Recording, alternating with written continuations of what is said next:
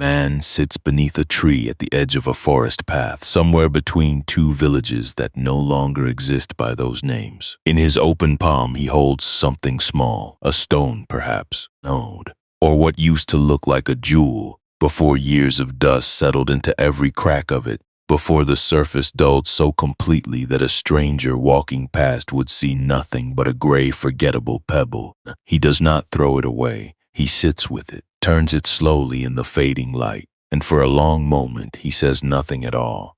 You may have come to this video expecting a story about robes and temples, about incense and chanting, about men and women who left ordinary life behind to sit in caves and forests chasing something mystical, something far away, something other people get to find but you somehow never will. That is not what you are about to hear.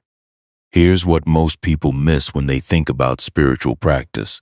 The Buddha never once said the path was about escaping to somewhere else. Never said it was about finding a secret formula, a hidden chant, a magic state of consciousness reserved for the chosen few. What he said, again and again, in village squares and royal courts and quiet forest groves, was something far less comfortable. He said the work begins and ends with the person already sitting inside your own skin. Think about how you spent today, not the version of today you described to someone else, the actual version.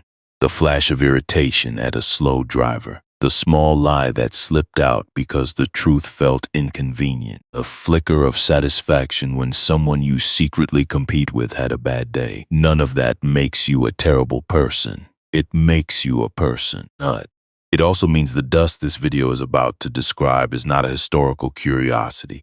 It is sitting in your hand right now, whether you have looked at it closely or not. 2.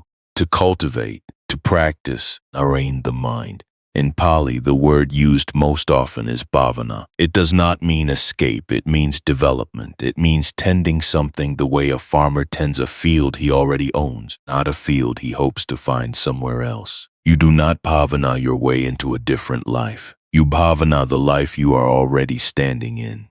And what exactly needs tending? The texts have a word for that too, kilesa, defilements. The accumulated residue of countless lifetimes of grasping, aversion, and confusion, pressed so deep into the mind that most people mistake it for their own personality, not an addition to who you are, and a coating over who you actually are. Stay with this for a moment, because everything in the next 3 hours rests on this single image, somewhere underneath the anger you can't seem to let go of, underneath the jealousy that flares when someone else succeeds, underneath the pride that flinches at being told you're wrong. There is something the old texts insist has never actually been damaged. A jewel, clean, whole, untouched by all of it, not created by practice, only ever uncovered by it. This is not a story about becoming someone new. This is not a story about achieving some distant, exotic state of holiness. This is not a story about adding rituals onto a life that was missing them. This is a story about the dust, where it came from, why it's so hard to see in your own hand, and what it actually takes to wipe even one small section of that surface clean. A man named Siddhartha Gautama once sat in a very similar posture under a very similar tree, made the decision that would define the next 45 years of his life. He did not decide to search outward. He decided to look in, and what he found there was not comfortable. He found greed, coiled and waiting. He found anger, capable of justifying almost anything. He found confusion so deep it could disguise itself as certainty. He found, in other words, exactly what you would find, what anyone would find, if they sat still long enough to actually look. It is worth remembering, before this video goes any further, exactly what this man had walked away from in order to sit beneath that tree. He had been a prince, raised inside walls specifically designed, according to the tradition, to keep every form of suffering out of his sight. No sickness, no aging, no death allowed anywhere near him. Childhood and young adulthood curated so completely that he reached his late 20s without once witnessing what every other person in his kingdom encountered constantly. When he finally did encounter it, on a series of journeys outside the palace walls, the shock of it appears to have undone something in him that comfort alone could never have touched. He left behind a wife, a newborn son, a kingdom waiting for him to inherit it, and walked into the forest with nothing, in search of an answer to a question most people spend their entire lives successfully avoiding.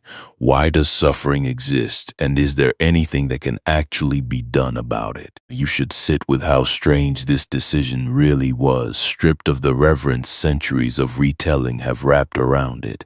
By any ordinary measure available to the people who knew him, he had everything.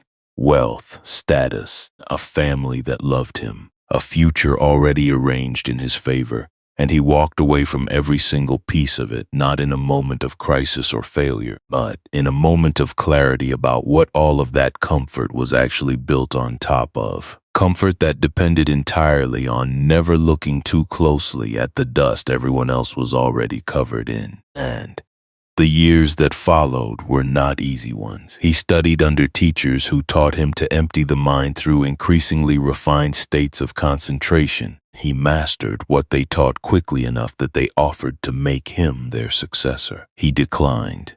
Whatever he was looking for, he sensed, was not located in those states, however peaceful they felt while they lasted. And he then turned to extreme asceticism, depriving his body of food until, according to the accounts, he could press his hand against his stomach and feel his own spine through it, until his hair fell out at the touch, until he nearly died from the practice without arriving anywhere closer to the answer he was searching for.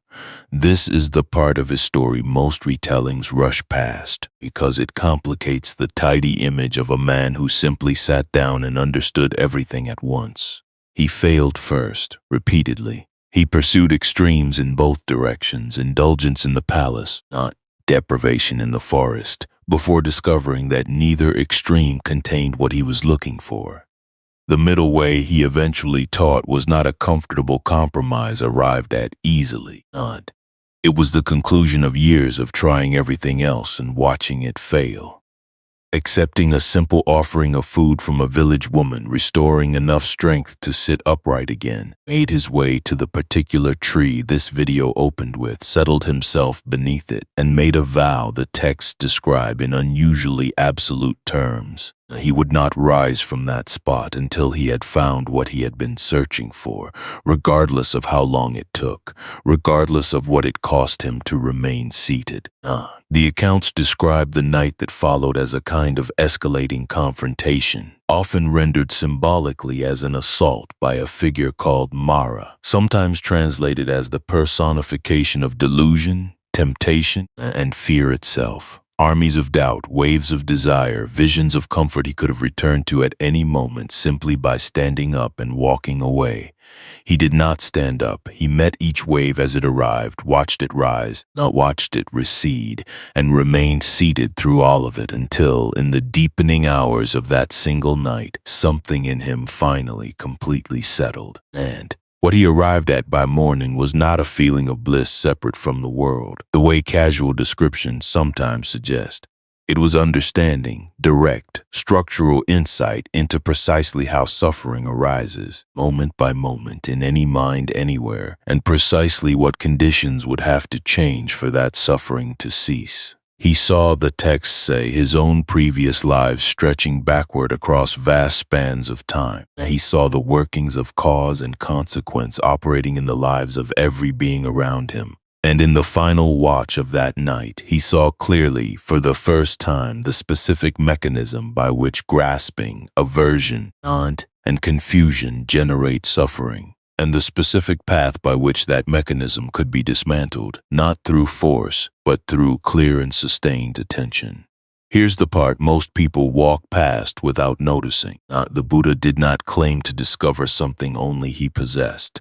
He claimed to discover something universal, a structure of suffering and a structure of liberation that applied to every mind that has ever grasped, hated, or confused itself. Which means the dust on your jewel and the dust on his were never, even for a moment, made of different material. A king and a beggar, a monk and a murderer, other holding her newborn and a soldier holding a sword. Underneath all of it, the same 5 poisons: greed, hatred, delusion, pride, doubt. The names change slightly depending on which text you read, and the shape underneath them does not. There's a story quieter than the famous ones, easy to miss if you are only skimming for miracles, about a senior disciple deep into his own training, deep into the praise of the entire community around him. He was respected, admired, considered by nearly everyone who knew him to be very close to perfect. People traveled long distances just to sit near him, hoping some of what he had would rub off simply through proximity. And there is a question buried in that story, a question some of the Buddha's own closest students were afraid to ask themselves out loud. The question was this: not if you have spent years becoming someone other people respect, have you also spent those same years becoming someone you yourself could actually trust? Not admired from the outside, trusted from the inside in the moments no one else is watching. Trusted in the empty room, trusted with the door closed, trusted when there is no audience left to perform for. Ask yourself that question honestly for a moment, not before this story even gets started in earnest, because you will need an honest answer to it by the time this story ends. Hold on to this image. We'll need it later. Because somewhere near the end of this story, that exact question returns, asked by someone even closer to the Buddha than that disciple was. And the answer he finally gives himself will surprise you. For now, what matters is simpler and harder. None. The Buddha taught that there is a kind of victory more difficult and more valuable than any military conquest. In the Dhammapada, chapter 8, verse 103, the teaching is laid out almost like a dare. Man might conquer 1,000 men in battle 1,000 times over, and yet the one who conquers himself just once accomplishes something greater than all of it combined. Think about how strange that claim actually is. An army can be measured, a territory can be mapped, a defeated enemy can be counted, named, displayed on a map with a flag planted in the ground. But this other victory, the one the Buddha calls greater, happens somewhere no one else can see. No parade follows it. No monument gets built for it. No one writes your name into a chronicle for it. It happens in the half-second before you say the cruel thing instead of the kind thing. It happens in the quiet decision to feel happy for someone else's success instead of small beside it. It happens in rooms where you are completely alone, where no one would ever know if you chose the lower path instead. You already know this from your own life, even if no one has ever asked you to put it into words before. This is where the story stops being comfortable. Because if the greatest enemy is not out there, not the difficult coworker, not the unfair circumstance, not the family member who never seems to change, then the most uncomfortable possibility opens up. The enemy might be the one holding this jewel, looking at it, deciding every single day whether to wipe even a little of the dust away or to let it sit exactly where it's been sitting for years, gathering more. There is an old image used by teachers across the tradition, drawn from a simpler kind of work than meditation, the work of a goldsmith.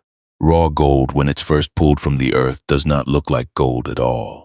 It looks like ordinary rock, threaded faintly with something that might be valuable, might be worthless. You genuinely cannot tell just by looking. It has to be placed in fire, melted down. The impurities have to rise to the surface and be skimmed away, again and again, sometimes for far longer than anyone watching would expect, before what's underneath ever becomes visible. The Anguttara Nikaya describes this process almost step by step. The coarse impurities removed first, then the medium ones, then finally the fine grains of dust so small they are nearly invisible, the ones that only show up once everything coarser has already been cleared away. Notice what the Buddha does next with this image. He does not say the gold needs to be created. He says it needs to be purified. The substance was always there. The fire does not manufacture value. It only removes what was covering it. None. Which means the goldsmith's patience matters more than his strength. He cannot rush the fire. He cannot skip a single pass of skimming. and expect the gold underneath to be any less impure than it was before he started. And a goldsmith who has done this work for years will tell you something else worth knowing. The impurities do not always look like impurities while they are still mixed in. Some of them shimmer, nod. Some of them catch the light in ways that to an untrained eye look almost like the gold itself, indistinguishable until the heat separates what belongs from what doesn't. This is perhaps the most uncomfortable part of the entire metaphor and worth sitting with directly. Some of what you currently mistake for your own personality, a certain edge in how you speak to people who frustrate you, a certain coolness toward people who outperform you, a certain insistence on being right that you have quietly rebranded as simply having standards, might not be gold at all. It might be exactly the kind of impurity this video is asking you to consider holding up to the fire. This is the entire shape of the next several hours. Not a story about adding something foreign to your life. A story about a long, sometimes uncomfortable, often quietly unglamorous process of letting fire do what fire has always done, burning away the parts of you that were never actually you to begin with.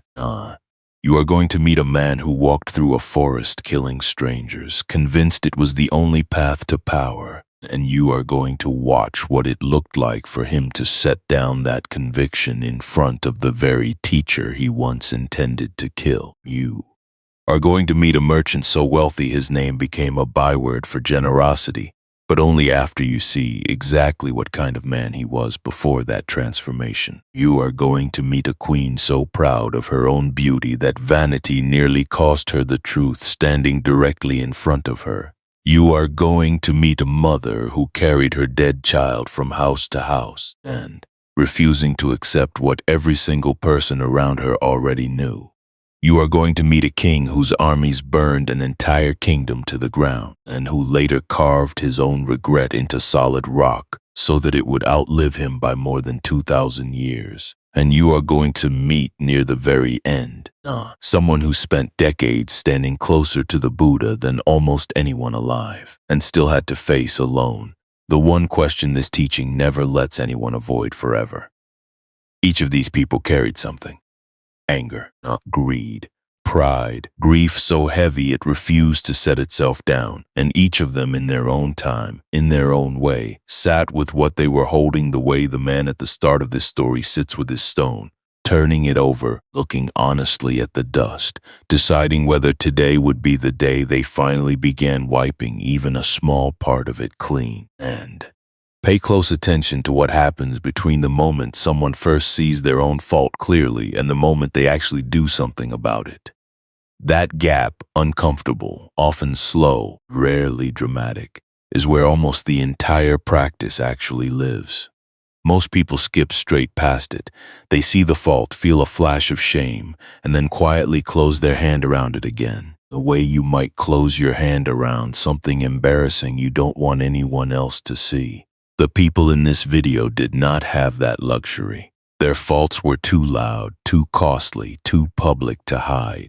So they had to do the work that quieter faults let the rest of us postpone indefinitely. You, watching this right now, still have that luxury. That is worth remembering as this video unfolds. It is worth being honest about why that luxury exists at all, because understanding it changes how useful it actually is to you. Quiet faults stay quiet specifically because no one outside your own mind is forcing you to confront them. No village throws stones at a person for holding a small private resentment toward a sibling for 30 years. No king commissions an inscription over a moment of unkindness toward a stranger that nobody else witnessed or remembered. The very privacy that makes these smaller faults bearable to live with is the same privacy that lets them persist, unexamined for decades, sometimes for an entire lifetime, never quite costly enough to force the kind of reckoning this video's larger stories required. That is not an accusation. It is simply a description of how quiet dust tends to behave differently than loud dust and why this video keeps returning again and again to the deliberate, voluntary act of looking. Because for faults this quiet, nothing else is ever going to force the looking to happen instead. And beneath the tree closes his hand around the stone again. He has not solved anything yet. He has only done the first hardest thing. He has stopped pretending the dust isn't there. That is where every one of these stories begins. Not with answers, with honesty, with a willingness to turn the stone over in the light, instead of slipping it back into a pocket where it can be forgotten again until tomorrow. And it is where yours begins too, starting right now today. By now you've seen the image this video is built on. A jewel, a hand, a layer of dust thick enough to make something precious look ordinary. But an image alone doesn't change anything. The harder question is what it actually looks like to wipe even one section of that surface clean. And for that, the texts don't start with a miracle. They start with a habit so small it barely sounds like spiritual practice at all. Slow down here because it's easy to assume the path to changing yourself begins with some dramatic insight. A thunderbolt moment, a crisis, a collapse. Sometimes it does. But for one of the most respected figures in the entire early community, it began with something almost embarrassingly ordinary. He reviewed his own day every single night, and before he allowed himself to sleep. His name was Sariputta, and if you know anything about the early Buddhist community, you likely know him as the disciple most praised for wisdom, the one the Buddha himself singled out again and again as second only to himself in understanding the Dhamma. People came from other regions just to hear him explain a teaching a second time, certain that his version would make sense in a way the first explanation hadn't. He was, by any measure available to the people around him, already excellent, already, in the eyes of nearly everyone who knew him, unfinished, a man with nothing left to fix. It is worth knowing something about how Sariputta came to occupy this position before this story moves further on, because his path to it was not simply a matter of natural gift left undeveloped. According to the tradition, he had been a serious student of philosophy and debate before ever encountering the Buddha's teaching, already known in his own region for an unusually sharp, analytical mind, already sought out by other seekers for his capacity to reason through difficult questions with precision. And when he first encountered a follower of the Buddha and heard a single brief summary of the core teaching on causation, something in that summary struck him with enough force that he sought out the Buddha directly, and, bringing along a close friend who would himself become another of the community's most senior disciples. Within a remarkably short span of time, by the tradition's own account, Sariputta's existing capacity for rigorous thought and redirected toward this new framework, allowed him to grasp its implications with a depth that impressed even the Buddha's longer-standing students. That close friend was Moggallana, name this video will return to in considerable depth several chapters from now. The two of them had made a pact years earlier, before either had heard of the Buddha's teaching, that whichever of them found genuine liberation first would return and tell the other. It is worth remembering when Moggallana's own story arrives later in this video that the bond between these two men predated their entire monastic lives, rooted in a shared dissatisfaction with every teacher and philosophy they had previously encountered, none of which had ever quite answered the questions both of them kept independently arriving at. And every night, according to the accounts that survive him, he sat with his own conduct from that day the way you might sit with a ledger that needs balancing, not searching for praise, searching for the opposite. Where did I act from greed today? Where did I act from anger? And where did pride creep into something I said, even quietly, even in a tone no one else noticed? This should sound strange to you, and it's worth pausing on exactly why. Here was a man with nothing left to prove, man whose reputation was already secure, still spending his evenings hunting for the smallest signs of exactly the faults he was famous for having mostly overcome. Most people, reaching even a fraction of that kind of recognition, would relax. Sariputta did the opposite. The more respected he became, the more carefully he watched the gap between the reputation and the reality. You might recognize that gap in your own life, even now, between what people assume about you and what you privately know about yourself. Here's the part most people walk past without noticing. Sariputta was not doing this because he suspected he was secretly a bad person. He was doing it because he understood something most people never fully absorb. That the very habits the Buddha asked everyone to abandon are exactly the habits the mind is built to defend. Not attack, defend. The mind does not want to see its own greed clearly, because seeing it clearly is uncomfortable. The mind does not want to see its own anger clearly, because anger feels justified from the inside every single time, no matter how it looks from the outside. So unless someone makes a deliberate nightly habit of going looking for these things, they hide, successfully, for years, sometimes for an entire lifetime, right up until the moment a crisis forces them into the open all at once. There's a teaching the Buddha gave on exactly this blind spot, recorded in the Anguttara Nikaya, describing 4 different kinds of people walking through the world. One type sees their own faults clearly but is blind to the faults of others. Another sees the faults of others clearly but is blind to their own, and this, the text says plainly, is the most common type, the default setting most people never outgrow. A third sees neither clearly, drifting through life without much self-awareness in either direction. And the rarest of all sees both their own faults and the faults of others with equal, unflinching clarity. Notice what the Buddha does next with this list. He doesn't shame the second type, no. One who sees others clearly in themselves not at all. He simply names it because naming it is the first step toward becoming the rarer type instead. You cannot fix a blind spot you refuse to acknowledge exists.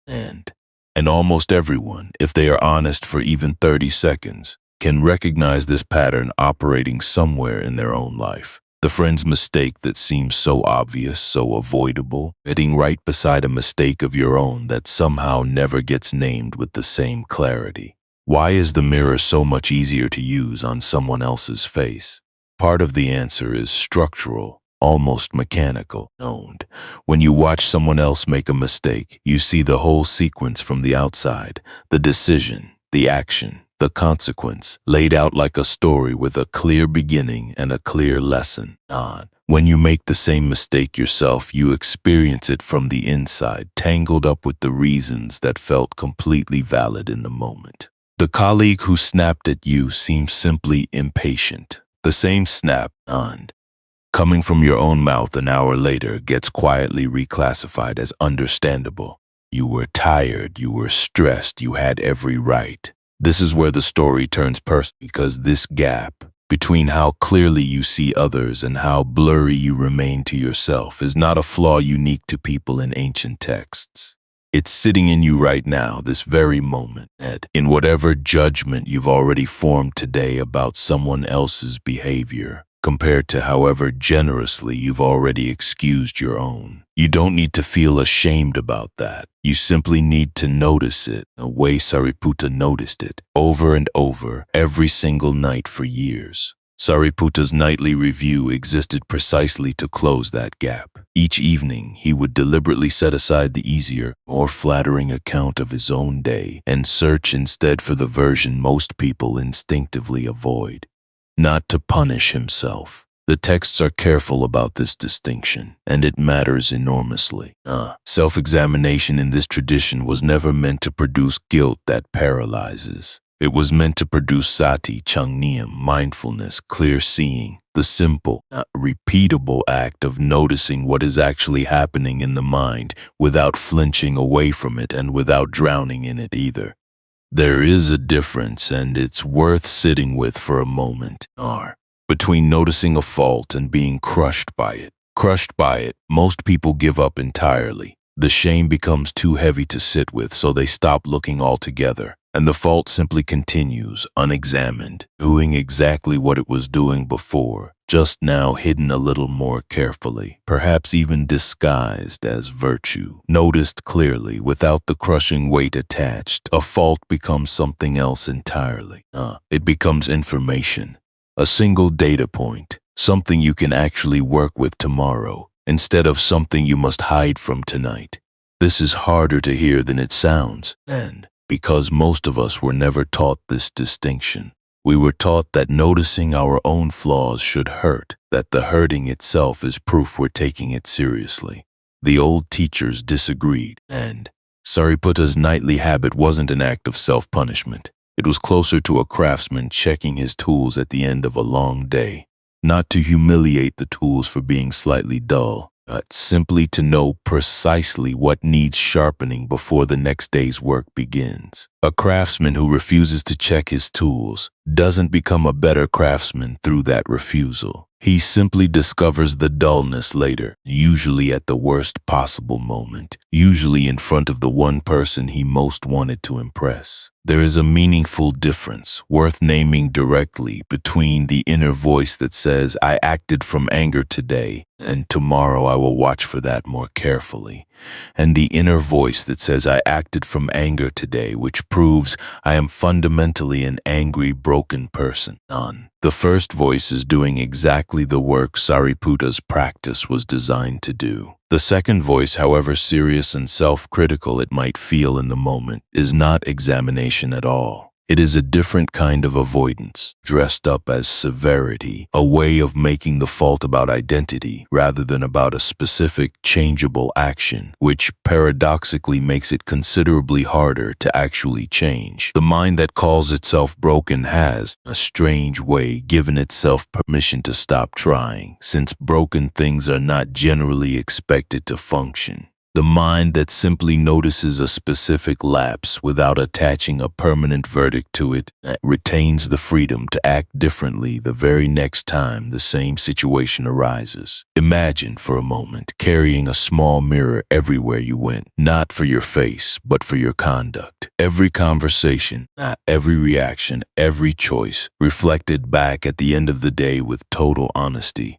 Most people would find this unbearable within a week. And that reaction itself tells you something important. It reveals exactly how much energy is normally spent keeping that mirror turned away. Think about how much effort goes into the version of today you'd tell a friend compared to the version that actually happened. A gap between those two versions is not laziness. It's protection. And protection kept up long enough eventually starts protecting the very faults it was meant to help you see. Consider how this plays out in something as ordinary as recounting your own day to someone else over dinner.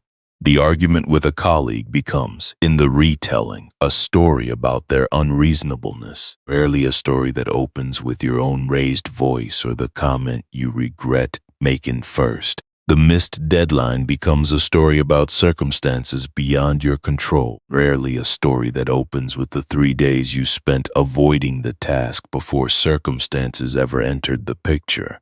None of this makes you a liar exactly. Makes you someone running the same quiet edit nearly everyone runs, smoothing the rough edges of your own role down to something easier to live with.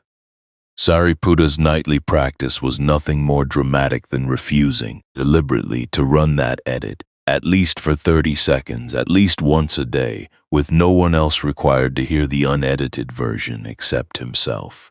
Keep this in mind as we go further into this story, because that image, a mirror carried quietly, used honestly, is going to return later in a much harder, much more dramatic form. A man is coming a few chapters from now, whose violence was so extreme that almost no one in his region dared speak his name aloud without fear. He had killed so many people that even his own family had stopped looking for him, had quietly accepted that the son they once knew no longer existed in any recognizable form. And the moment he finally looks into that same kind of mirror, really looks, for the first time in years, is one of the most striking single scenes in the entire early tradition. We will come back to him, but not yet. It is worth knowing, before this chapter closes, That Sariputta did not keep this practice private out of secrecy. According to several accounts, he taught versions of it directly to younger monks who came to him for guidance, adapting the core instruction to whatever specific fault a given student seemed most reluctant to examine in himself. To a student prone to anger, he would ask what specifically had triggered each outburst that day, and whether the trigger had actually justified the response, or had simply felt like it did in the heat of the moment. To a student prone to pride, he would ask what, precisely, that student believed entitled him to feel superior to the people around him, and whether that belief would survive being said aloud, in plain language, to the very people it concerned. No, the questions were never designed to humiliate. They were designed to interrupt the automatic, unexamined story the mind tells itself in the moment a fault arises. The same interruption you yourself might practice tonight with whatever specific fault tends to slip past your own attention most easily. For now, the lesson is smaller, quieter, and in some ways harder to act on precisely because it asks for so little drama.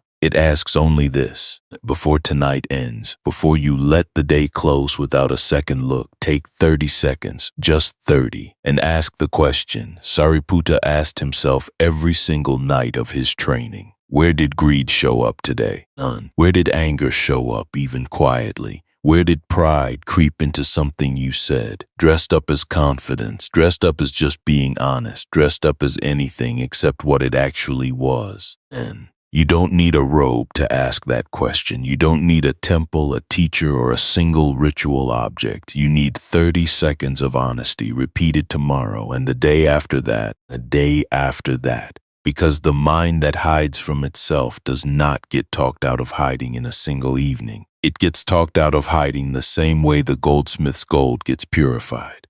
Pass after pass after pass, each one removing a little more than the last, each one revealing a little more of what was underneath the whole time. And if this is starting to land for you, if some part of this is already pointing at something specific in your own life, that's exactly the kind of recognition this video is built around. And there's a great deal more of it ahead. And if you want more of this kind of long-form teaching, the subscribe button is right there, and it genuinely helps these ideas reach more people who need to hear them at exactly the right moment they're ready to hear them. And because here's the part the story hasn't told you yet. Sariputta's mirror only worked because he was willing to look into it honestly, night after night, with no audience and no applause. None. Some people never develop that willingness. Some people, in fact, spend years building an entirely different relationship with mirrors, one built not on honesty, but on admiration.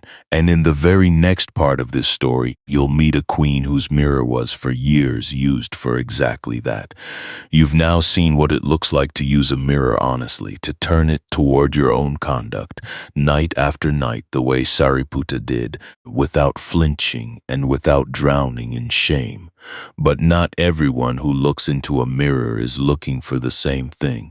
Some people look for truth, others look for confirmation of something they already believe about themselves. And this next story belongs to a woman who, for most of her life, used her mirror for exactly that second purpose. Her name was Kema, and before she was anything else, before she was a nun, before she became one of the 2 disciples the Buddha called foremost in wisdom among all the women in his community, she was a queen. Specifically, she was the chief consort of King Bimbisara, ruler of Magadha, one of the most powerful kingdoms of the era. And she was, by every account that survives her, extraordinarily beautiful. Not beautiful in some vague, generic sense the texts use for every royal woman as a courtesy. And beautiful in a way that shaped how she moved through the world, how people spoke to her, how rooms rearranged themselves slightly when she entered them.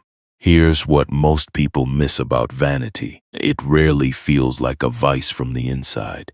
It feels like simple accuracy. Kema was not delusional about her own appearance. She really was extraordinary to look at, The problem was never the accuracy of the observation. The problem was what she had quietly built on top, an entire identity, an entire sense of her own worth, resting on a foundation that was, by its very nature, temporary. Mana, pride, the swelling of the sense of self, the quiet insistence that I am better than, or sometimes simply I am more than, is one of the subtlest of all the defilements the early texts describe, precisely because it so rarely announces itself as a problem. Anger announces itself. Greed eventually announces itself, usually through its consequences. But pride can dress itself up as confidence, as self-respect, as simply knowing your own value for years, sometimes for an entire lifetime, without ever once being named for what it actually is. You may already be running through a quiet list of your own, somewhere in the back of your mind, of exactly which version of pride this paragraph just described. Kima, by every account, knew about the teacher gaining followers near her husband's territory. She had heard more than once that he taught about impermanence, about the way all conditioned things, including the body, including beauty, including youth itself, were destined to change, decay, and eventually disappear entirely. And she had no interest whatsoever in hearing it. Here's the part the texts are refreshingly honest about. She avoided the Buddha's teachings specifically because she suspected correctly that they would target the one thing she had built her entire identity around. But that's not even the strangest part of this story. Eventually, drawn more by curiosity about the famous monastery gardens than by any interest in the teaching itself, Kima visited the place where the Buddha was staying. And what she encountered there was not a lecture. It was something far stranger. Seated near the Buddha, visible the moment she entered, was a woman of impossible, almost unbearable beauty. More beautiful, by every description in the text, than Kima herself, fanning the Buddha with a palm leaf fan, radiant in a way that made the queen's own famous beauty feel suddenly uncomfortably ordinary by comparison. Kima stared. She could not look away. And as she watched, something extraordinary and unsettling began to happen. The woman began slowly, visibly to age, not over years, over moments. The smooth-skinned Kima had just been envying began to wrinkle. The dark hair grayed, then thinned, and fell away entirely. The posture that had been so effortlessly elegant a moment earlier began to bend and stoop. Within what felt like only minutes, the most beautiful woman Kima had ever seen had become, not before her own eyes, an old woman. And then, finally, a corpse, decomposing in stages exactly the way every body eventually does, regardless of how many men once turned to look at it in a crowded room. None.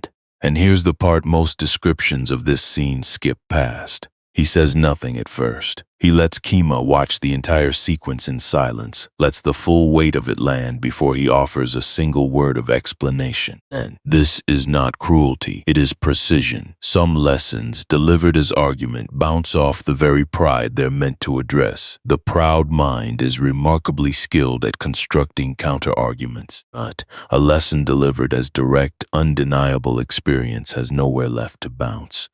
When the Buddha finally spoke, his words were simple, and he pointed to what Kima had just witnessed and asked her to consider her own body in exactly the same light, not as something separate from this process, exempt from it through some special quality of her own beauty, but as something already, even now, moving through precisely the same trajectory, simply at a pace too slow for the eye to register day by day. This is where it gets uncomfortable, because the lesson was never really about that other woman in the room. It was never really about aging or beauty or even the body specifically. And it was about the entire structure Kima had built her sense of self upon. A structure resting on something that was, by its very nature, guaranteed to crumble. Every compliment about her appearance had been, in a sense, a small loan against a debt that would eventually inevitably come due, and no amount of beauty, however extraordinary, could ever renegotiate those terms. There's a related story, recorded in different sources, but pointing toward the same fault, about a nun named Subha, whose situation pushed this lesson even further into discomfort. According to the accounts, Subha, already a nun, already committed to the path, was repeatedly pursued by a man who would not stop praising her eyes specifically, treating them as the one feature he could not stop fixating on, the one thing standing between him and leaving her alone. Suba's response in the tradition's account was severe in a way modern audiences sometimes find difficult to sit with. Rather than continue being reduced to a single physical feature, she is said to have removed her own eye and offered it to him directly, asking whether the thing he claimed to love so much still seemed quite so lovely once it was no longer attached to a face arranging itself for his approval. The verses attributed to Suba in the Theragatha provide more context for this encounter than the bare summary suggests. According to her own recorded words, the man had followed her repeatedly on her alms rounds, not blocking her path, refusing to accept her explanations that she had renounced exactly the kind of attention he was offering, that her path now led toward a freedom his praise actively worked against, and she reasoned with him directly first according to the verses explaining the nature of the body he claimed to admire, that it was beneath the surface he found so compelling, simply bone and flesh and fluid, destined for exactly the same decay every other body faces, nothing about it permanent enough to justify the devotion he was offering it. Only when reasoning failed to deter him did the more drastic act recorded in the tradition occur. The text described the man confronted with this, experiencing something closer to horror than continued admiration, and Subha continuing on her way, the encounter behind her, her resolve unshaken. You don't need to take that account as literal instruction. Most modern teachers don't, but sit with what the story is actually pointing at, underneath its shock. It is asking a brutally direct question about the difference between being valued and being reduced, between someone seeing you fully and someone fixating on one detached piece of you as though that piece were the entire person. Subha's story, however you read its literal details, is a story about refusing to remain a surface for someone else's pride to admire. This is where Kima's story and Subha's story meet. Even though the two women never appear in the same scene together, both of them, in entirely different ways, were forced to confront the same uncomfortable fact. That pride, whether someone else's pride in admiring you or your own pride in being admired, is built on something that cannot hold weight indefinitely. Beauty fades, admiration shifts, and the body that was once the center of every room eventually, like every body, becomes simply a body, subject to the same 5 stages every other body moves through, regardless of how many poems were once written about it. This is where the story turns, because Kima did not leave that monastery garden unchanged. The vision of the aging, decaying woman had done something 1,000 lectures on impermanence could never have accomplished on their own. It had let her see, directly, without argument, the exact shape of the trap she had been living inside. And, according to the tradition, Kima requested ordination not long afterward, eventually becoming renowned as one of the wisest figures in the entire early community, specifically praised, with what feels like deliberate irony given where her story began, for her unmatched insight into the nature of impermanence itself. There's a detail here easy to miss if you're moving quickly through this story, the very thing Kima had spent years avoiding. A direct confrontation with the impermanence of beauty became, once she finally faced it, the foundation of her deepest wisdom. The fault, once seen clearly instead of defended against, did not destroy her. It transformed into exactly the quality she had been missing all along. What happened to her afterward deserves more attention than it usually receives, not because the trajectory of her life did not stop at the moment of insight in that garden.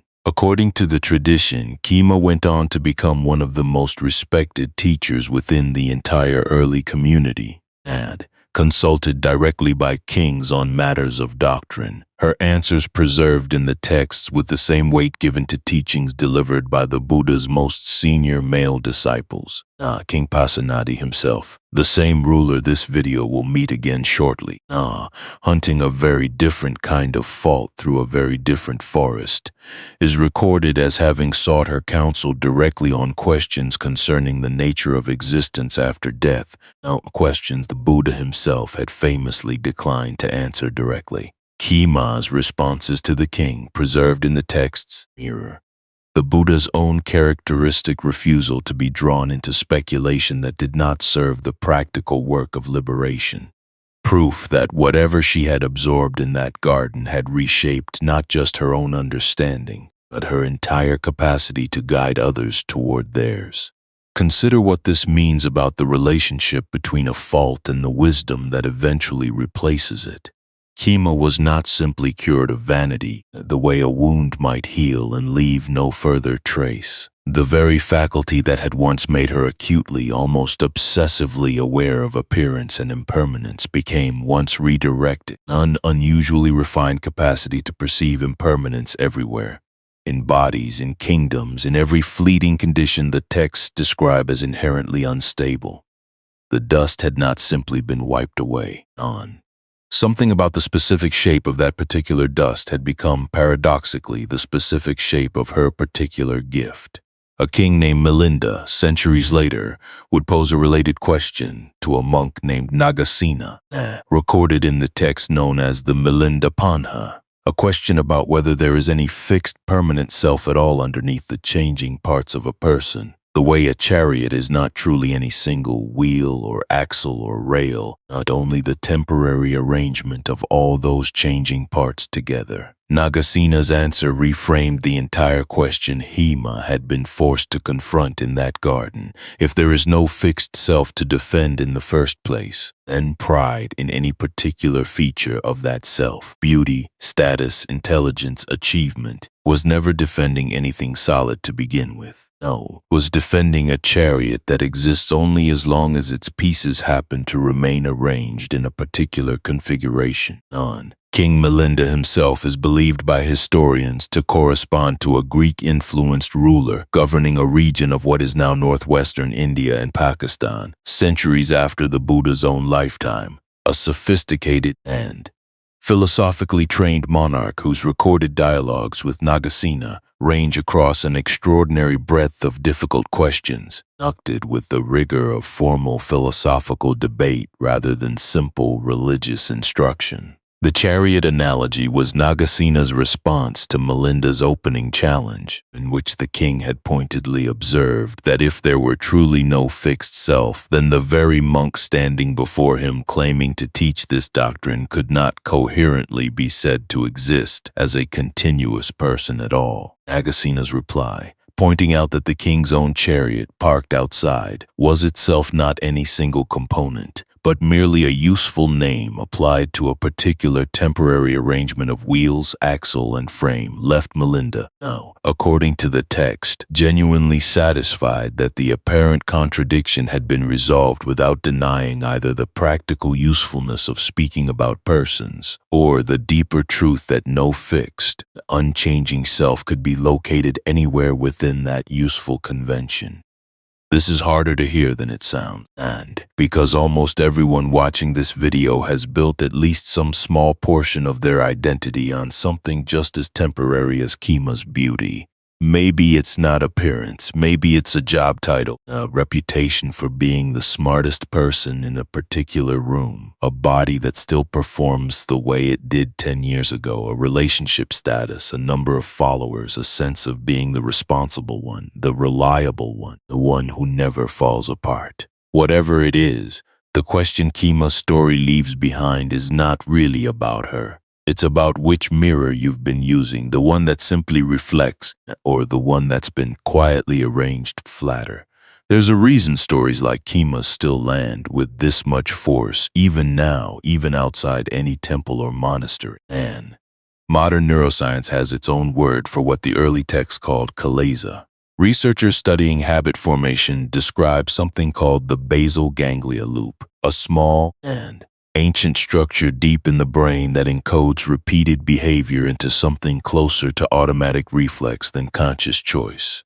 Every time pride gets reinforced, every time vanity gets rewarded with attention, and every time anger gets rewarded with someone backing down, that loop strengthens slightly, the way a path through tall grass becomes a trail the more often it's walked. And this is not a metaphor invented by modern science to make an old religion sound credible. It's a separate description, arrived at through entirely separate methods, of the exact same mechanism the Buddha was pointing to when he asked Kema to look honestly at what she had built her identity upon. The trail doesn't disappear because you finally notice it, but noticing it consistently is the only thing that ever lets a new trail begin to form beside it. That's the shape of the path this video has been tracing through its first 3 chapters. Noticing again and again the small and not so small ways the mind defends what it should be questioning instead.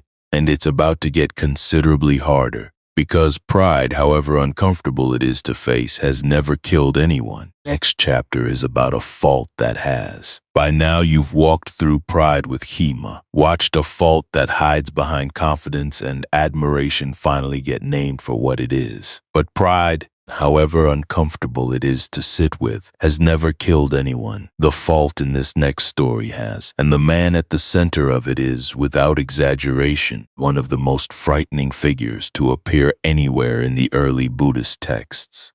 His name by the time this story begins was no longer the name his parents gave him, and the villages around the forest where he lived had stopped using it entirely. They called him Angulimala instead, a name built from 2 Pali words stitched together into something meant to be said only in fear. Anguli, finger, mala, garland or necklace. The finger garland man, because that is precisely what he wore, strung around his neck, 1 finger for every traveler he had killed on that forest road. Slow down here, because the story only makes sense if you resist the urge to flatten him into a simple monster too quickly. He was not born this way. According to the accounts, he had been a gifted, even beloved student under a respected teacher, on track for a life of learning and status, until jealous classmates convinced the teacher, through lies, that this promising student was secretly plotting against him. The teacher, believing the lies, assigned what he intended as an impossible, fatal task disguised as a final lesson. Bring me a garland of 1,000 human fingers and your training will be complete. Now, here's the part most retellings skip past too quickly. This was not random cruelty erupting from nowhere. It was betrayal, dressed up as instruction handed to a young man who trusted the person giving it. Dosa, sen, hatred, aversion so total it reorganizes a person's entire relationship to the world. Rarely begins as pure malice from the very first moment. It begins far more often as a wound that was never tended, left to fester until it calcified into something the original wound could no longer fully explain. You may already know someone whose anger has that exact shape, a wound, unattended, only becoming something larger than the wound itself. By the time King Pasenadi of Kosala, ruler of the region, had assembled soldiers specifically to hunt this man down, Angulimala had killed enough travelers that entire roads had been abandoned. Entire villages had relocated rather than risk the path near his forest. He needed only a handful more fingers to complete his terrible count. And it was into this exact landscape, a forest road that every sane traveler had learned to avoid, that the Buddha chose deliberately to walk alone. Picture for a moment what that road must have actually felt like to the people living near it. Mothers kept children indoors past a certain hour. Merchants rerouted entire trade caravans at considerable cost rather than risk the shorter path. Soldiers sent to patrol the area returned, according to some accounts, having failed even to locate him, the forest itself seemingly conspiring to hide a man who had made it his hunting ground for so long that he understood its paths better than anyone sent to capture him. The fear was not abstract. It had a name, a count of fingers, and a forest road that had effectively ceased to exist as a place anyone with a choice would willingly travel. This is where the story stops being comfortable.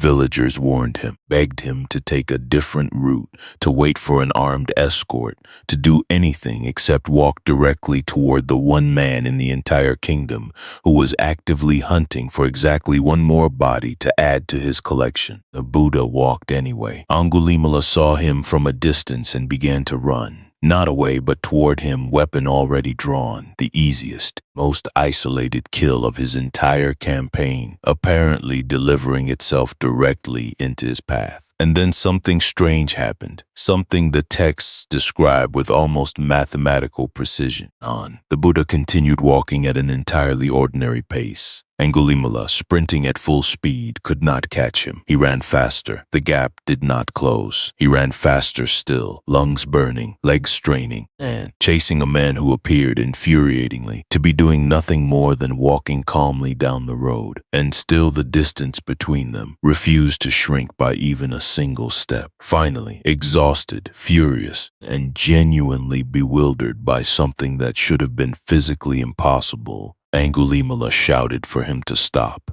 The Buddha's response is one of the most quoted exchanges in the entire Pali canon, not precisely because of how deceptively simple it is. He said, "I have stopped, Angulimala. It is you who have not stopped." Pay close attention to what he doesn't say next, and because the omission matters as much as the words themselves. He doesn't lecture, he doesn't list Angulimala's crimes back to him, doesn't catalog the dead, doesn't perform horror or judgment. He simply explains what he means. I have stopped harming all living beings. You have not stopped harming any. I have given up violence toward everything that breathes. You are still chasing it, even now, even at this exact moment, weapon in hand. And there is a particular linguistic precision in the original exchange worth knowing about, because it sharpens the impact of the line considerably beyond what the English translation alone conveys. The Pali word the Buddha uses for stopped, theta, carries connotations of having become firmly established, settled, steady, rather than simply having paused or come to rest temporarily. And he is not claiming to have stopped walking in the literal sense Angulimala initially assumes. He is claiming to have become permanently, immovably established in nonviolence, in a way that contrasts directly with Angulimala's continued restless pursuit of exactly the opposite. The wordplay only works because Angulimala has just spent considerable effort literally trying to stop a man who, in every sense that actually matters, has been still the entire time. Khanti, patience, forbearance, the capacity to remain steady in the presence of something that would justify almost any reaction, is rarely discussed as dramatically as it deserves to be. It sounds from a distance like a passive virtue, something closer to simply enduring. But watch what it actually requires in this exact moment. A man trained in nonviolence, standing unarmed on an empty road, facing someone who was killed without hesitation dozens of times before, choosing not to run, not to plead, not to fight, but to speak a single, precisely chosen truth and then wait completely still to see what that truth would do. Centuries later, the Chinese pilgrim Faxian, traveling through the Indian subcontinent recording the sites connected to the Buddha's life, noted the region associated with this very encounter, a place still pointed to, still remembered, long after both men involved in that exchange on the road had died, as the spot where one of the tradition's most extreme transformations was said to have taken place. Faxian's journey itself is worth a moment's attention because it tells you something about how seriously later generations took the task of preserving exactly these stories. He set out from China in his 60s, an age at which most travelers of his era would have considered such a journey reckless.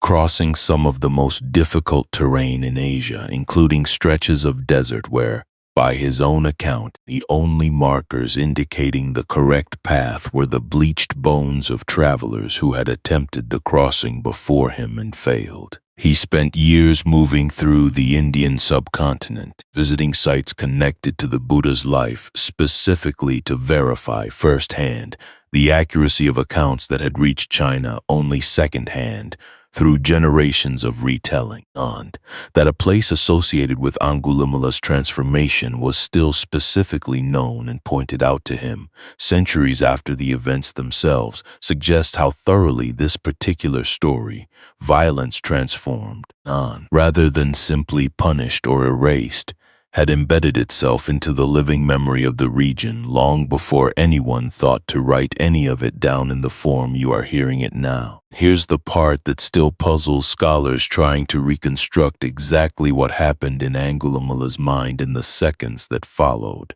Something in that exchange, the calm, the absence of fear, the strange grammatical trick of stopped versus not stopped, cracked something open that years of running, killing, and collecting fingers had apparently never managed to crack. The weapon, according to the account, was set down. Angulimala fell to his knees in the road and asked to be taught. Now watch what happens to the mirror this video introduced 2 chapters ago. Remember the image, a mirror carried quietly, either turned honestly toward your own conduct the way Sariputta turned his, or turned away entirely the way most people turn theirs for years on end. Angulimala had spent an unknown stretch of his life refusing to look into any mirror at all, because the man he would have seen there had become genuinely unbearable to look at directly. The Buddha's words on that road did not hand him a new mirror. They simply finally forced him to pick up the one he had been carrying and avoiding the entire time. This is the moment the chapter-level question planted 2 chapters ago finally gets its answer. What does it actually look like when someone with the heaviest possible dust finally turns the stone over and looks? It does not look gentle. It does not look like a quiet evening of journaling, the way Sariputta's nightly review looked. It looks like a man on his knees in the dirt of a road soaked, almost certainly, in blood he himself had spilled, asking the person he had been hunting moments earlier to become his teacher instead.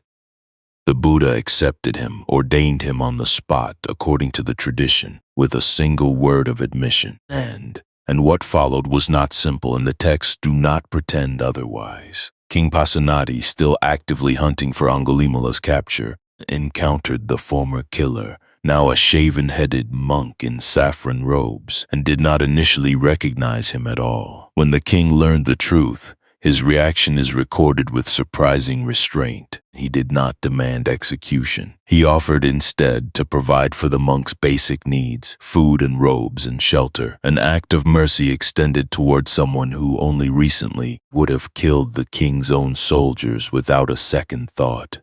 According to the fuller account, Pasenadi had actually traveled to see the Buddha that day for an entirely different reason, and intending to discuss the ongoing manhunt and seek the Buddha's counsel on how to finally capture this elusive killer who had eluded every soldier sent after him. Encountering a calm, seated monk near the Buddha during this very conversation, and only gradually realizing, through the Buddha's careful questioning, that this was the same man his entire kingdom had spent months in terror of. The king's shock is recorded plainly in the texts, a mixture of disbelief, residual fear, and a kind of bewildered respect for whatever had managed to accomplish what his armies could not. He asked Angulimala directly about his family, learning that his father, a respected court official, had died and that his mother still lived. The king offered to support the former killer's needs precisely because ordinary almsgiving might prove dangerous for a monk whose face was still associated, in the minds of frightened villagers, with the worst violence many of them had ever witnessed. But mercy from a king did not erase what had happened. According to the texts, as Angulimala walked through villages on his alms rounds, people who recognized him, who had lost husbands, sons, fathers to him directly, threw stones. Some accounts describe him being struck, bleeding, continuing his rounds anyway, accepting the violence without retaliating, understanding it in some sense as the visible residue of harm he could not undo, only carry forward differently than before. This is not a story about a miracle that erased a man's history. This is not a story about forgiveness arriving easily, without cost, without stones thrown on dusty roads. This is not a story about evil simply vanishing the moment someone says the right words to it. This is a story about the much slower, much harder work of a direction finally changing, while the consequences of everything that came before it remained exactly, fully, permanently real. Metta, loving kindness, goodwill extended without condition, including toward people who have done almost nothing to deserve it, sits at the center of how the Buddha approached Angulimala from the very first moment on that road. Not naivety, not a refusal to see what Angulimala had done, a clear-eyed choice to address the human being still capable of stopping, rather than only the killer who until that moment had not. There's one more detail in this story worth holding on to because it returns later in surprising form. According to the tradition, after his ordination, Angulimala once helped a woman suffering through a difficult, dangerous childbirth by making a formal declaration of truth, stating that since his ordination he had never intentionally taken a life, and asking that this truth bring her safety and ease. The declaration, the texts say, worked. The birth went well. A man once defined entirely by death became, in that single recorded moment, an instrument of safe arrival into life instead. The dust on that particular stone had not simply been wiped away. It had been turned somehow into something capable of helping someone else's stone get a little cleaner too. This particular episode is worth sitting with a moment longer than the summary allows, because of what it reveals about the specific shape of Angulimala's ongoing practice after ordination. He did not avoid contact with the very community whose family members he had harmed. He continued walking the same villages on his alms rounds, accepting whatever response those encounters produced, including the stones. And when a specific urgent need arose, a woman in danger, a birth going badly, he did not hide from his own history in that moment either. He named it directly, publicly, as the very basis of the truth he was asking to be honored, that whatever he had once been capable of, he had genuinely, completely stopped. The declaration only carried weight because everyone present already knew exactly what he was claiming to have set down. Transformation in this telling was not something kept private or quietly assumed. It was something tested openly against the very community that had every reason to doubt it. According to later commentarial traditions, Angulimala spent his remaining years living simply, continuing his alms rounds, continuing to absorb whatever hostility still occasionally came his way, until his death, at which point the tradition records him as having achieved full liberation. The same depth of realization granted to disciples whose lives had never once involved the kind of harm his had, and the texts make no attempt to rank or qualify this attainment differently because of his history. Liberation in this framework was never graded on a curve adjusted for how far a person had once traveled in the opposite direction. If a story like this is hitting you somewhere specific, if there's a version of Too Far Gone running quietly in the back of your own mind about yourself, or about someone you've already written off, that's exactly the kind of recognition worth sitting with, rather than scrolling past. There's a comment section below this video and a question worth asking yourself honestly. Is there a fault in your own life you've assumed without really testing the assumption is simply too established, too old, too much a part of who you are now to actually change? Angulimala's story exists, in part, to put real pressure on that assumption. Tell me, if you're willing, what does your version of that assumption sound like when you say it honestly to yourself? Take a moment before scrolling away. The answer, whatever it is worth more than the next 30 seconds it would take to find it. You've now watched what it looks like when hatred finally stops chasing and kneels down in the road instead. Anger announces itself loudly. It's hard to mistake a finger garland for anything other than what it is. The next fault is quieter. It rarely makes headlines in its own lifetime. It simply accumulates year after year in a man's hands until one day he looks down and realizes he can no longer tell the difference between what he needs and what he merely wants to keep holding. His name was Anathapindika. No, that was not the name he was born with either. He was born with a different name entirely in a wealthy merchant family in the city of Savatthi, and he earned the name history remembers him by Anathapindika, meaning feeder of the helpless, or more literally, one who gives alms to the unprotected. Only after a transformation that took years to complete and very nearly didn't happen at all. Before that transformation, he was, by every surviving account, simply a very successful, very wealthy trader. Successful enough that his name eventually became associated with extraordinary generosity.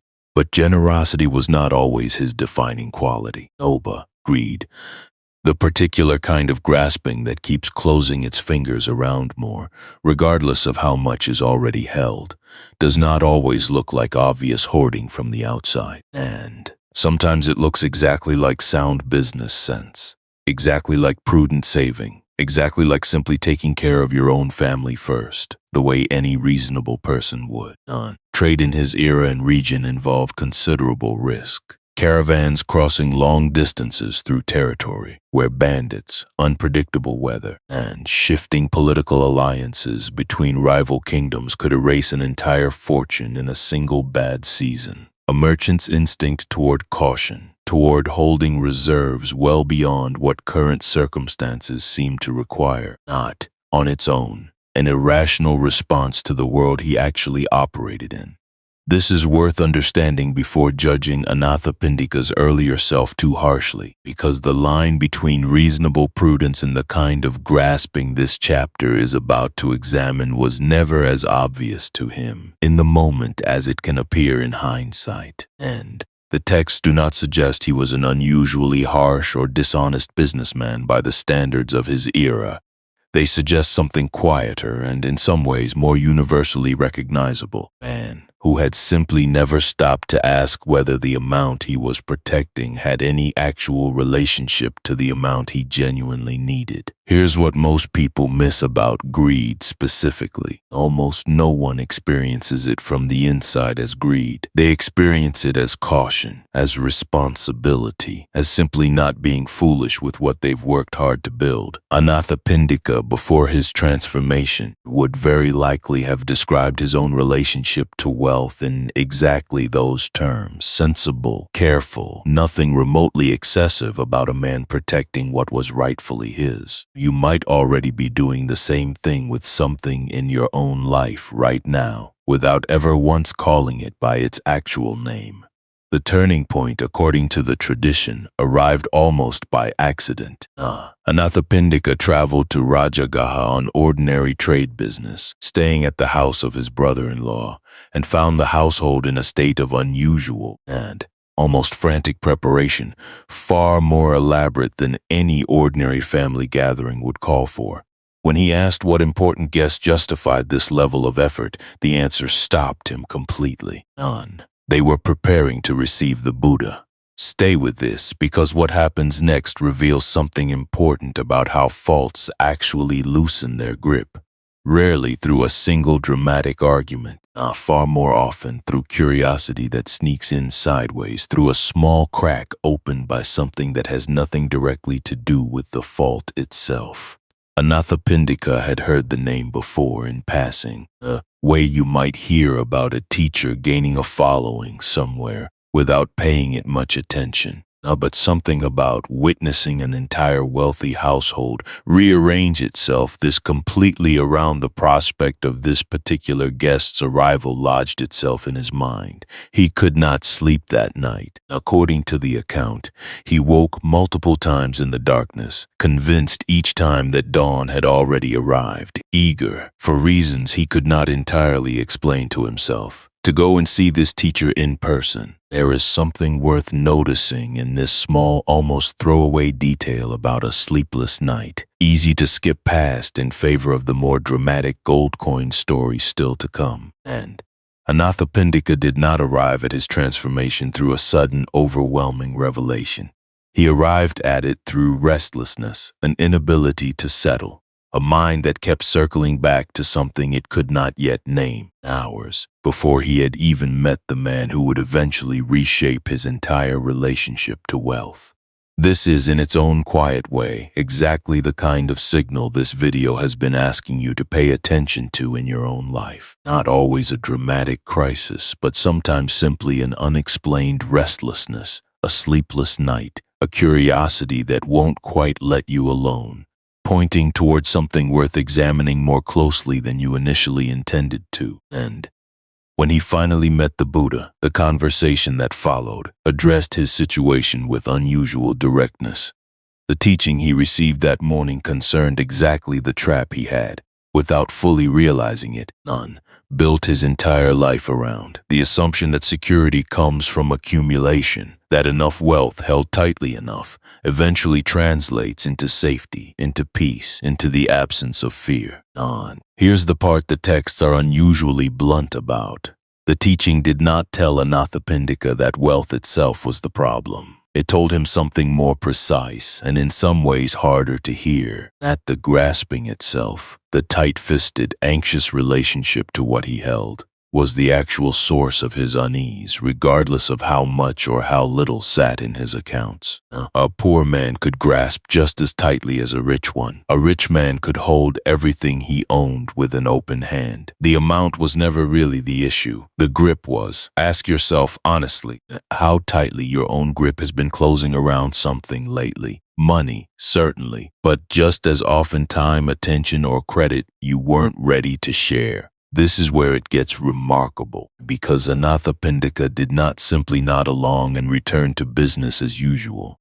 He returned to Savatthi and immediately began searching for a suitable location to build a monastery, a permanent place where the Buddha and the growing community of monks could stay, rather than continuing to wander without fixed shelter. He found exactly the place he wanted. A beautifully wooded park belonging to a prince named Jeta, who had no intention whatsoever of selling it, who set what he assumed would be an impossible, even insulting price specifically to discourage the offer.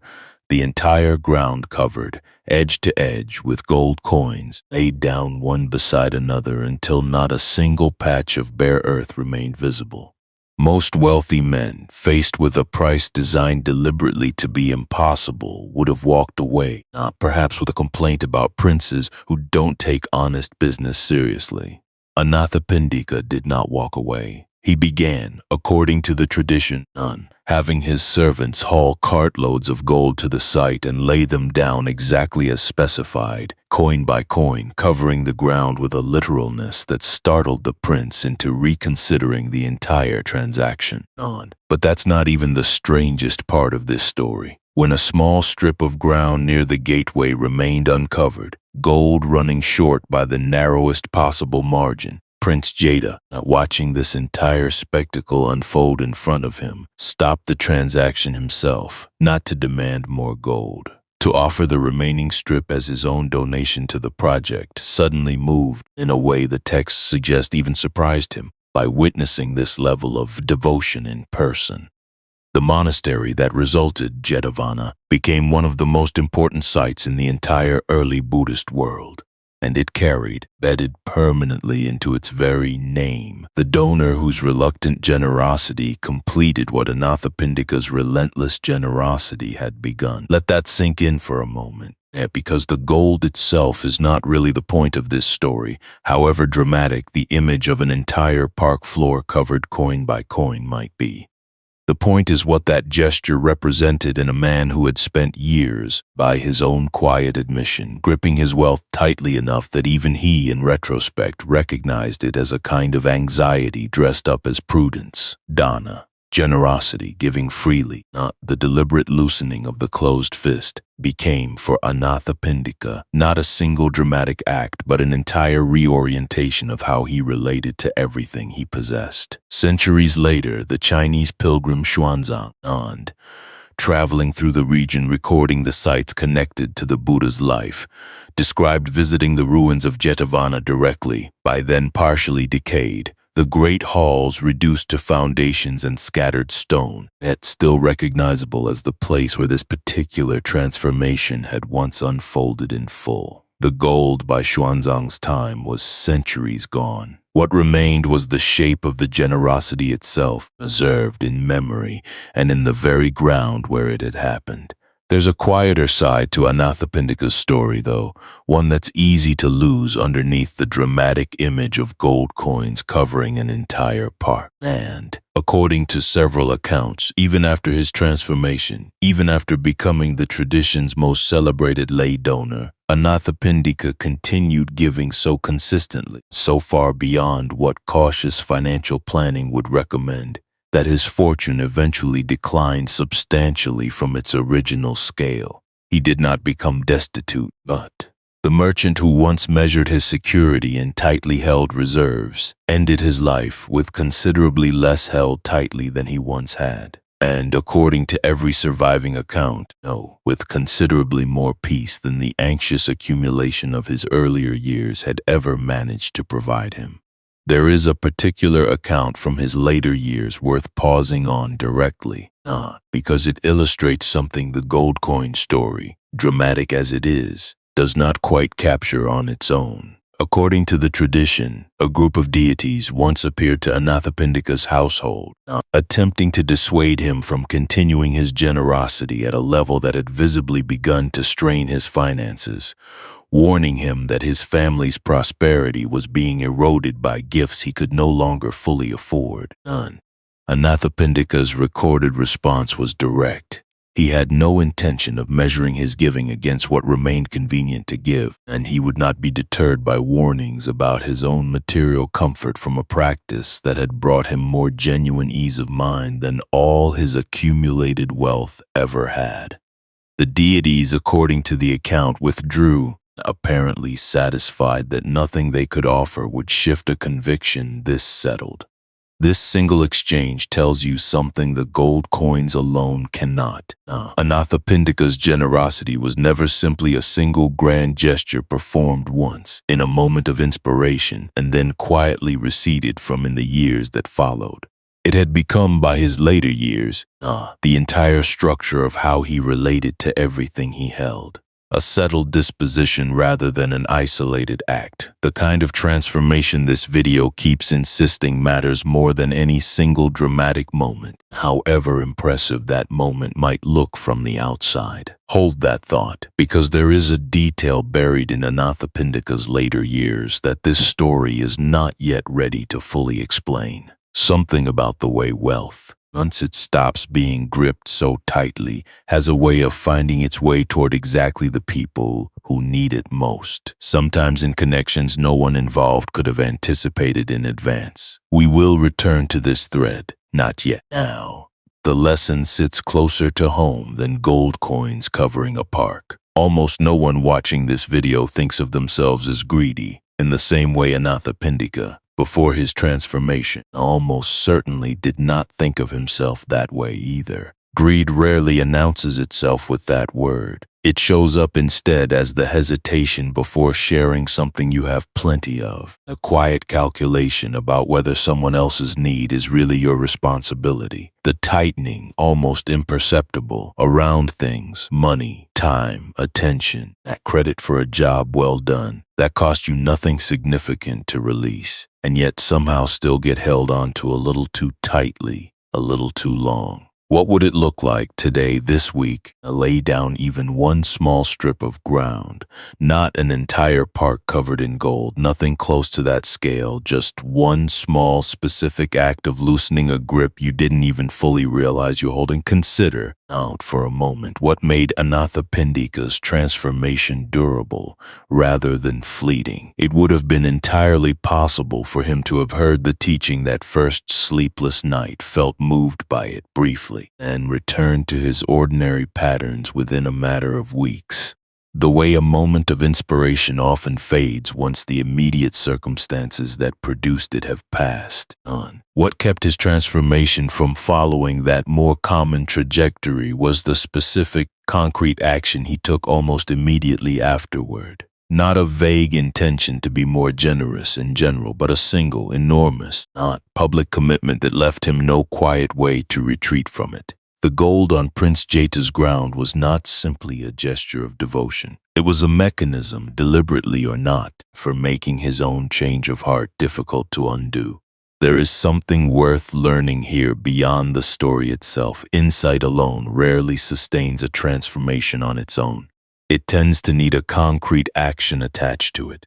Soon after the insight arrives, while the conviction is still fresh enough to survive the inevitable pullback toward older, more comfortable patterns. You've now watched a wealthy man learn to loosen his grip, coin by coin, not until an entire park floor was covered with what greed had once held onto so tightly. But there is another fault that often hides directly behind wealth's opposite. Not the grip of having too much, not the quiet insistence that your birth, your status, your bloodline entitles you to stand above people who have less of it. This next story belongs to a man who had almost nothing by that measure, and to a single decision that turned the entire social order of his world upside down in a single afternoon. By now you've walked with the wealthy, the wounded, and the proud through this story. But the hardest fault to see clearly is often the one wearing the most respectable clothing. And in the world Upali was born into, almost nothing was considered less respectable than the work his family did for a living. His name was Upali, and he was a barber. Specifically, a barber to the Sakya nobility, the very class of princes and royal sons who would, over the following years, increasingly find their way into the Buddha's growing community of monks. In the rigid social hierarchy of his region and era, a barber occupied a position considerably below the warrior caste families he served. He cut their hair. He was paid for it. And in the ordinary functioning of that world, the gap between his status and theirs was not something anyone, including Upali himself, was particularly encouraged to question. And to understand how rigid this particular hierarchy actually was, it helps to know something about the broader caste structure within which both Upali and the Sakyan princes lived their entire lives. And status in that society was determined overwhelmingly by birth rather than achievement, with occupational categories like barbering classified among those considered ritually and socially lower, regardless of the actual skill or character of the individual practicing them. A barber's children were expected to become barbers. A warrior's children were expected to inherit the privileges and obligations of the warrior class. The system was not simply informal custom. It was woven into the religious and social assumptions an overwhelming majority of people in that region had absorbed since infancy, rarely questioned, because questioning it would have meant questioning the entire framework through which that society understood its own order. This is the world the Sakyan prince's decision actually disrupted. Not a minor breach of etiquette, but a direct challenge to assumptions so deeply embedded that most people of that era would never have thought to examine them at all. Here's the part most people don't expect when this story gets told. It was not Upali who decided to challenge that hierarchy, and it was a group of Sakyan princes themselves, including men who would become some of the most significant figures in the early Buddhist community, who made a decision that, in the context of their world, was genuinely radical. According to the tradition, several young men of the Sakyan nobility, having decided to leave their privileged lives behind and join the Buddha's monastic community, set out together to be ordained. Upali, their barber and longtime servant, traveled with them, presumably expecting to return home afterward to his ordinary work once the princes had completed whatever ceremony awaited them. Now, this is where it gets uncomfortable for everyone involved, in exactly the way the story seems designed to make uncomfortable. The princes, reflecting on what they were about to do, recognized something about their own motivations that troubled them.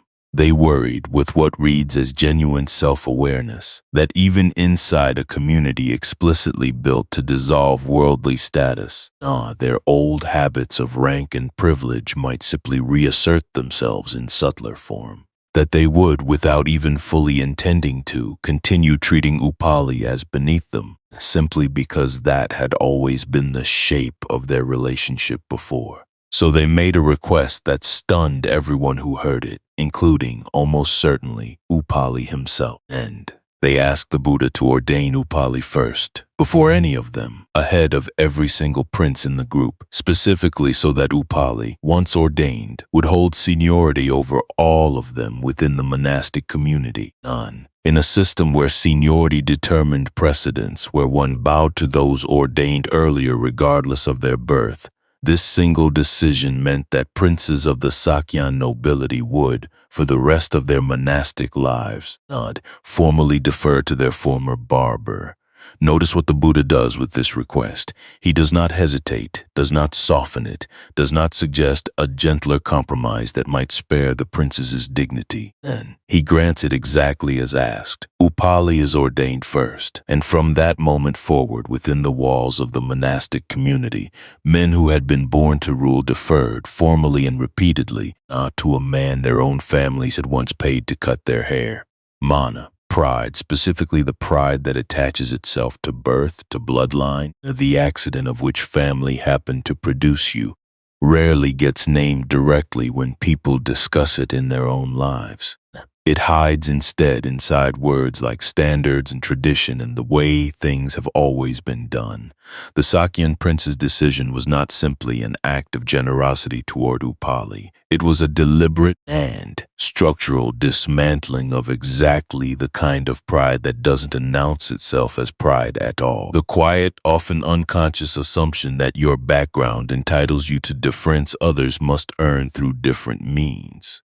There's a detail here easy to miss, and it matters enormously. The princes did not simply tolerate Upali's new seniority. According to multiple accounts from the tradition, they actively, deliberately practiced bowing to him, treating the formal hierarchy not as an uncomfortable technicality to be quietly ignored in private, but as a real discipline to be honored precisely because it was uncomfortable. Now, the discomfort, in other words, was understood to be the entire point. A hierarchy that costs nothing to honor teaches nothing. This one cost something specific and personal to every prince who practiced it. And pay close attention to what happened to Upali himself in the years that followed, because his story does not end with the dramatic reversal of status.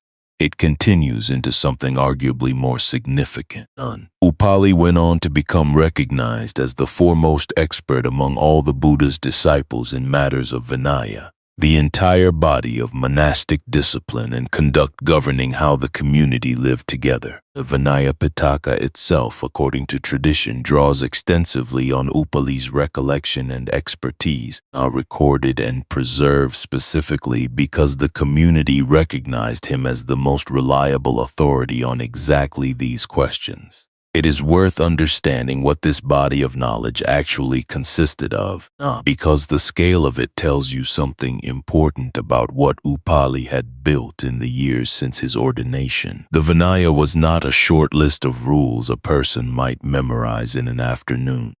It eventually grew to encompass hundreds of distinct regulations governing nearly every dimension of monastic life. How disputes between monks should be resolved, how donations should be accepted and distributed, what circumstances justified an exception to an otherwise binding rule, and crucially, the specific reasoning and historical incident that had originally prompted each individual rule to be established in the first place. Now, Upali's role was not simply to recite this body of material from memory, though his memory was by every account extraordinary. His role was to understand the reasoning behind each rule well enough to apply it correctly to situations the original rule had never explicitly anticipated. A far harder task than memorization alone, requiring something closer to genuine wisdom about human conduct than simple retention of text. When the first great council convened after the Buddha's death, a gathering this video will return to in more detail later, it was Upali who was asked to formally recite the entire body of Vinaya from memory. Exactly as Sariputta might have been asked to recite matters of doctrine, exactly as Ananda would eventually be asked to recite the Buddha's discourses themselves. The barber once considered too low in status to be treated as an equal had become By that point, one of three pillars the entire preserved tradition would come to rest upon. Think about the shape of that outcome for a moment. And the barber, once considered too low in status to merit equal treatment from the very people he served, became the authority the entire monastic community depended on to determine right conduct, including, presumably, not conduct regarding precisely the kind of hierarchical pride that had once defined his relationship to the princes who now bowed to him.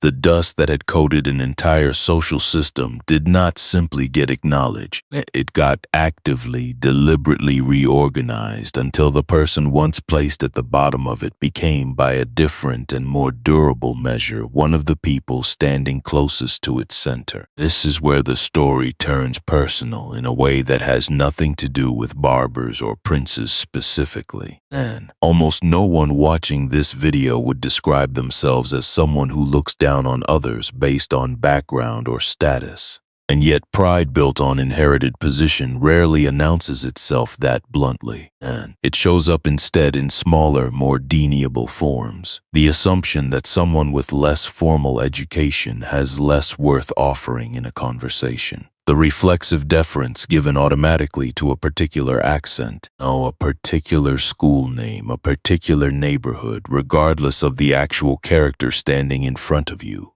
The quiet surprise, even mild discomfort, when someone from an unexpected background turns out to know more, or see more clearly, than the credentials in the room would have predicted.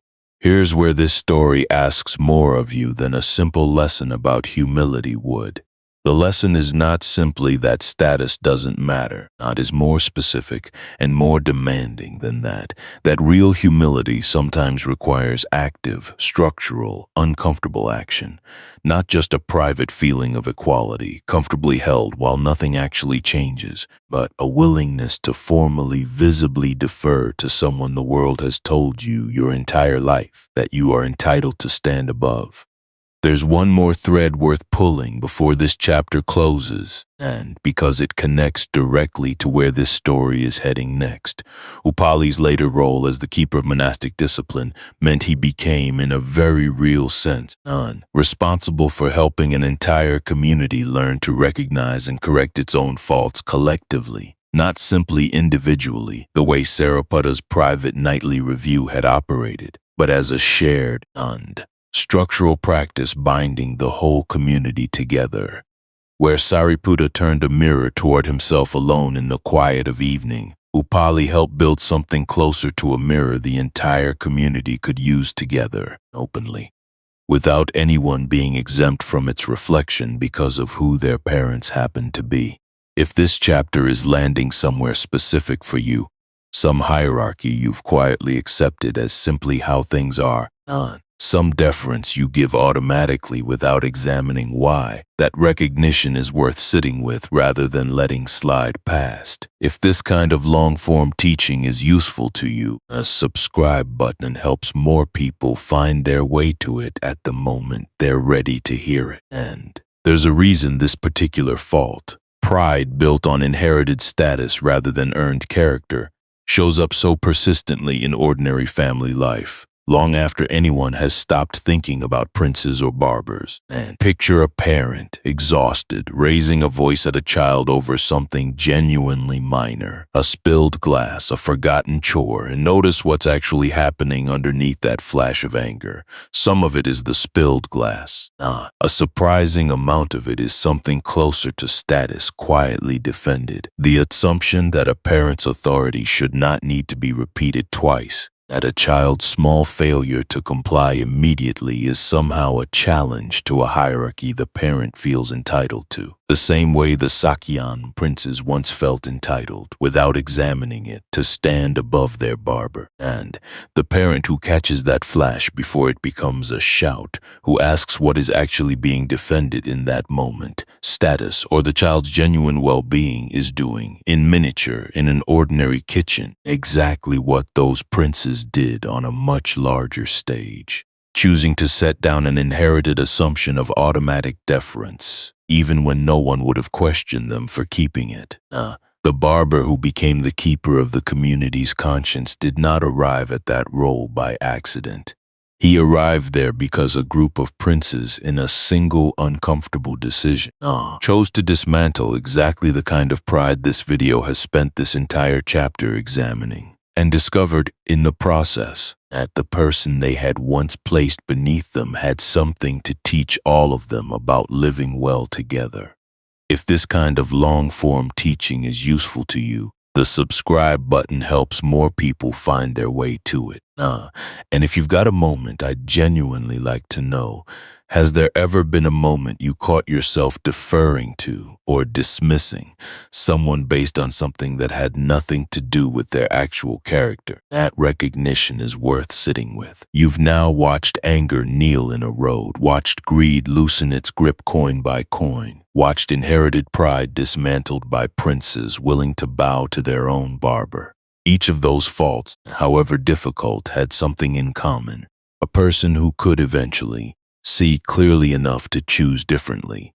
This next fault is different. It does not always respond to clear seeing. None. Sometimes it survives clear seeing completely intact because it is not really about thinking clearly at all. It is about a kind of holding on that grief makes feel for a while like the only sane response available. Her name was Kisa Gotami, and before grief defined her, she was simply a young mother married into a family that had initially looked down on her for coming from a poor household, until the birth of her son finally secured her place and her dignity within that family. The child was, by every account, the center of her entire life, not unusual for a mother in any era, except that for Kisa Gotami specifically, given how precarious her standing had been before his birth, he represented something closer to her entire claim to belonging in the world she now lived in. Then the child died, suddenly, the way children in that era often did, from causes the texts don't specify in detail, the way grief itself rarely needs a detailed cause to become unbearable. And it helps to understand something about the world Kisa Gotami lived in before this loss, because the isolation that followed it was not only emotional. In a household where her standing had only recently been secured by this single child's birth, his death threatened to undo every fragile gain she had made. The in-laws who had once doubted her worth now had, cruelest possible sense, a reason to feel that doubt confirmed. Grief in her circumstances was never simply private. It carried the added, almost unbearable weight of being watched, judged, and quietly measured by people who had never fully welcomed her in the first place. Here's what most retellings of this story compress too quickly, in their rush to reach the famous teaching at its center. Kisa Gotami did not simply grieve. She refused completely and totally to accept that her son was dead at all. She carried his small body against her, went from house to house throughout the village, asking each person she encountered for medicine that could cure him. Medicine for a child who had already, by every measure available to everyone around her except Kisa Gotami herself, stopped breathing.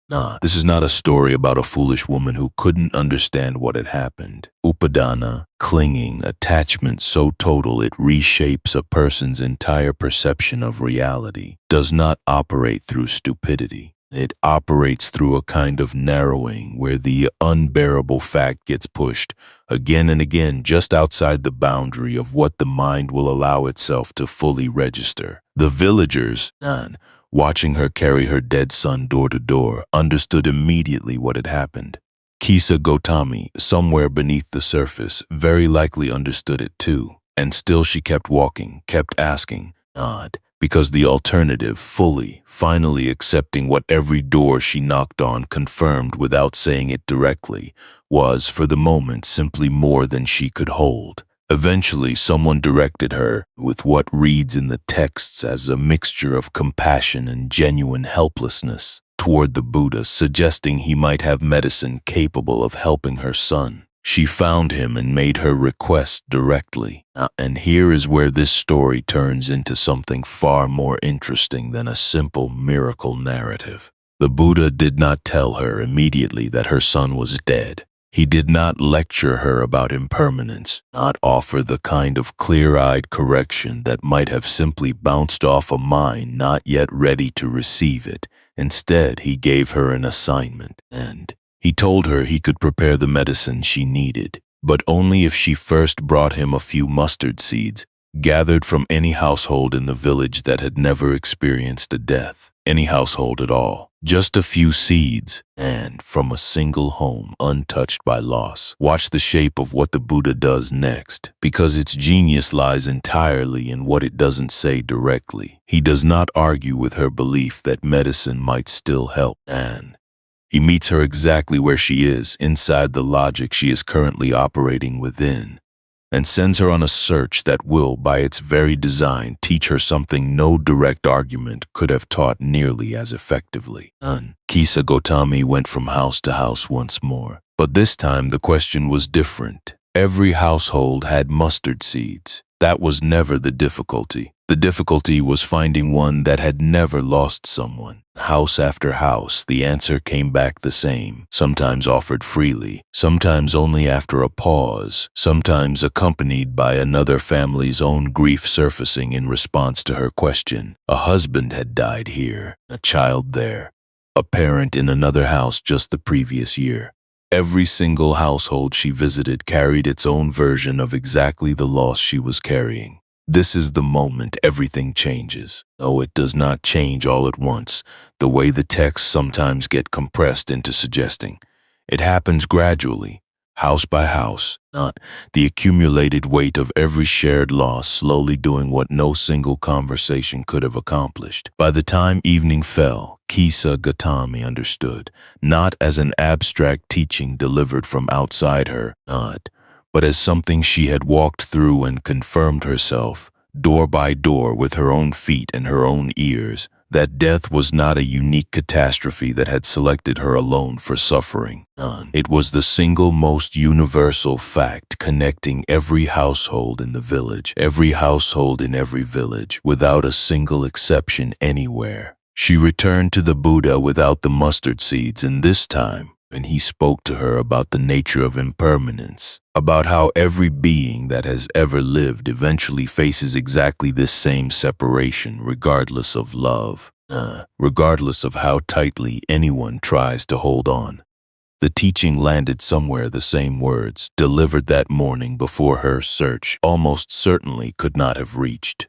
Pay close attention to what happened next, Nadi, because it matters as much as the search itself. Kisa Gotami did not simply accept the teaching and return to her former life. She requested ordination, eventually becoming a respected figure within the community of nuns, remembered in the Therigatha, the collection of verses attributed to enlightened women of the early tradition, for poetry that speaks directly without flinching about exactly the loss that once nearly broke her entirely. There's a second story worth placing directly beside Kisa Gotami's, because together they show two different shapes the same fault can take, and two different depths grief can reach before something finally shifts. Her name was Patakara, and her losses, even compared to Kisa Gotami's, were almost impossible to comprehend in their totality. According to the tradition, Patakara, pregnant and traveling with her husband against her family's wishes, went into labor unexpectedly during the journey. Her husband, searching in a storm for materials to shelter her, was killed by a snake. She gave birth alone, in the dark, and continued traveling the next day with her newborn and young son, attempting to reach her parents' home. Crossing a swollen river, she could not carry both children at once. She left the older child on one bank while crossing with the infant, and when she turned back for him, a hawk seized the infant from where she had briefly set him down, and in her panic and grief over that loss, her older son, and seeing her cry out and gesture, misunderstood and waded into the river toward her and drowned. In a single river crossing, she lost both children, and reaching the outskirts of her home village afterward, she learned that her parents' house had collapsed in the same storm that had killed her husband, killing both her parents and her brother in a single night. Husband, both children, both parents, and her only sibling, gone within roughly a day. You don't need this video to tell you that's almost too much to comprehend on first hearing it. The scale of it resists comprehension on its own terms. According to the tradition, Takara's mind, under the weight of loss this compressed, simply broke. She wandered, the texts say, partially or fully unclothed, no longer tracking ordinary social behavior, until she encountered the Buddha, who, rather than recoiling from her evident distress the way much of the surrounding community apparently had, addressed her directly, calmly, by name, and asked her to recover her composure. It is worth pausing specifically on how the surrounding community is described responding to her in this state, because the contrast with the Buddha's own response matters to the lesson this story is building toward. According to the accounts, people who encountered Patakara wandering in this condition reacted with the responses you might expect. Some with fear, some with mockery, some simply turning away rather than confront a level of visible suffering that made them uncomfortable to witness. This is, in its own way, an ordinary human response to grief this raw. Very few people are equipped to remain present in the face of suffering that extreme, and the instinct to look away, to keep walking, to avoid becoming entangled in something so overwhelming, not unique to ancient villagers encountering a stranger in obvious distress. What set the Buddha's response apart was not some superhuman immunity to discomfort, but a deliberate choice to remain present anyway. Now address her directly rather than around her, treating her not as a spectacle to be avoided, but as a person whose mind, however broken in that moment, remained capable of being reached. Something in that direct, address reached her in a way nothing else had. She gradually returned to herself, and the Buddha taught her gently about the nature of impermanence and the universal reach of loss, teaching that, like Kisa Gotami's mustard seeds, she received only after having already, in her own body, in her own unbearable circumstances, confirmed its truth beyond any possibility of doubt. Patakara, too, went on to ordain, and, like Kisa Gotami, became renowned within the community, specifically, according to tradition, for her mastery of Vinaya, the same body of monastic discipline Upali had become known for in the previous chapter, and for her capacity to guide other grieving women through losses that mirrored, in smaller or larger forms, her own. The Theragatha preserves an episode from later in her life worth including here because it shows exactly what that capacity looked like in practice. According to the verses attributed to her, Patakara once encountered another woman in the depths of grief over a dead child, behaving in ways that echoed, almost exactly her own earlier wandering. Disoriented, inconsolable, unreachable by ordinary words of comfort. Rather than offering abstract teaching from a position of distant authority, Patakara is recorded as having spoken to her directly out of her own experience, naming her own losses plainly, refusing to soften or minimize what she herself had once endured, and using that shared ground specifically to reach a woman that more conventional comfort had failed to reach. The grief that had once broken her so completely became, in this telling, the very instrument by which she was able to reach someone else's grief most precisely.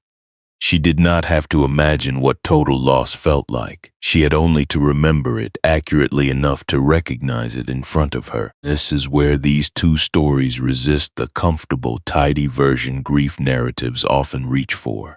Neither woman's transformation erased what had happened to her. Kisa Gotami's son remained dead, and Patakara's entire family remained gone. What changed was not the facts of the loss. What changed was the particular shape of clinging that had made those facts, for a time, unbearable to fully hold. The belief, however unconscious, that this loss was uniquely, unfairly, exclusively hers, set apart from the rest of human experience instead of woven directly into the center of it. There's a connection here worth surfacing now, one this story planted several chapters earlier without yet explaining it. Remember Anathapindika, the merchant whose grip on his wealth eventually loosened until his fortune, by the end of his life, had declined substantially from its earlier scale, not through fortune, but through years of unrestrained generosity that outpaced even his considerable means. According to several accounts from the tradition, Nathapindika's household, even in its diminished state, remained known for extending support specifically to women in the community who had lost everything.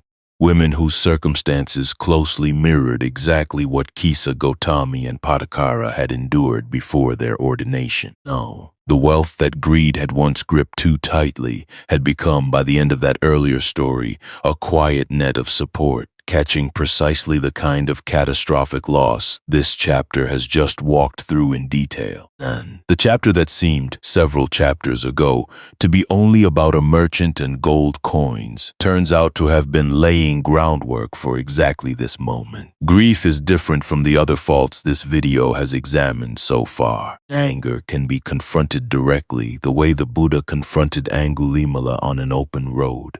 Pride can be shown its own impermanence, the way Kima was shown hers in a garden.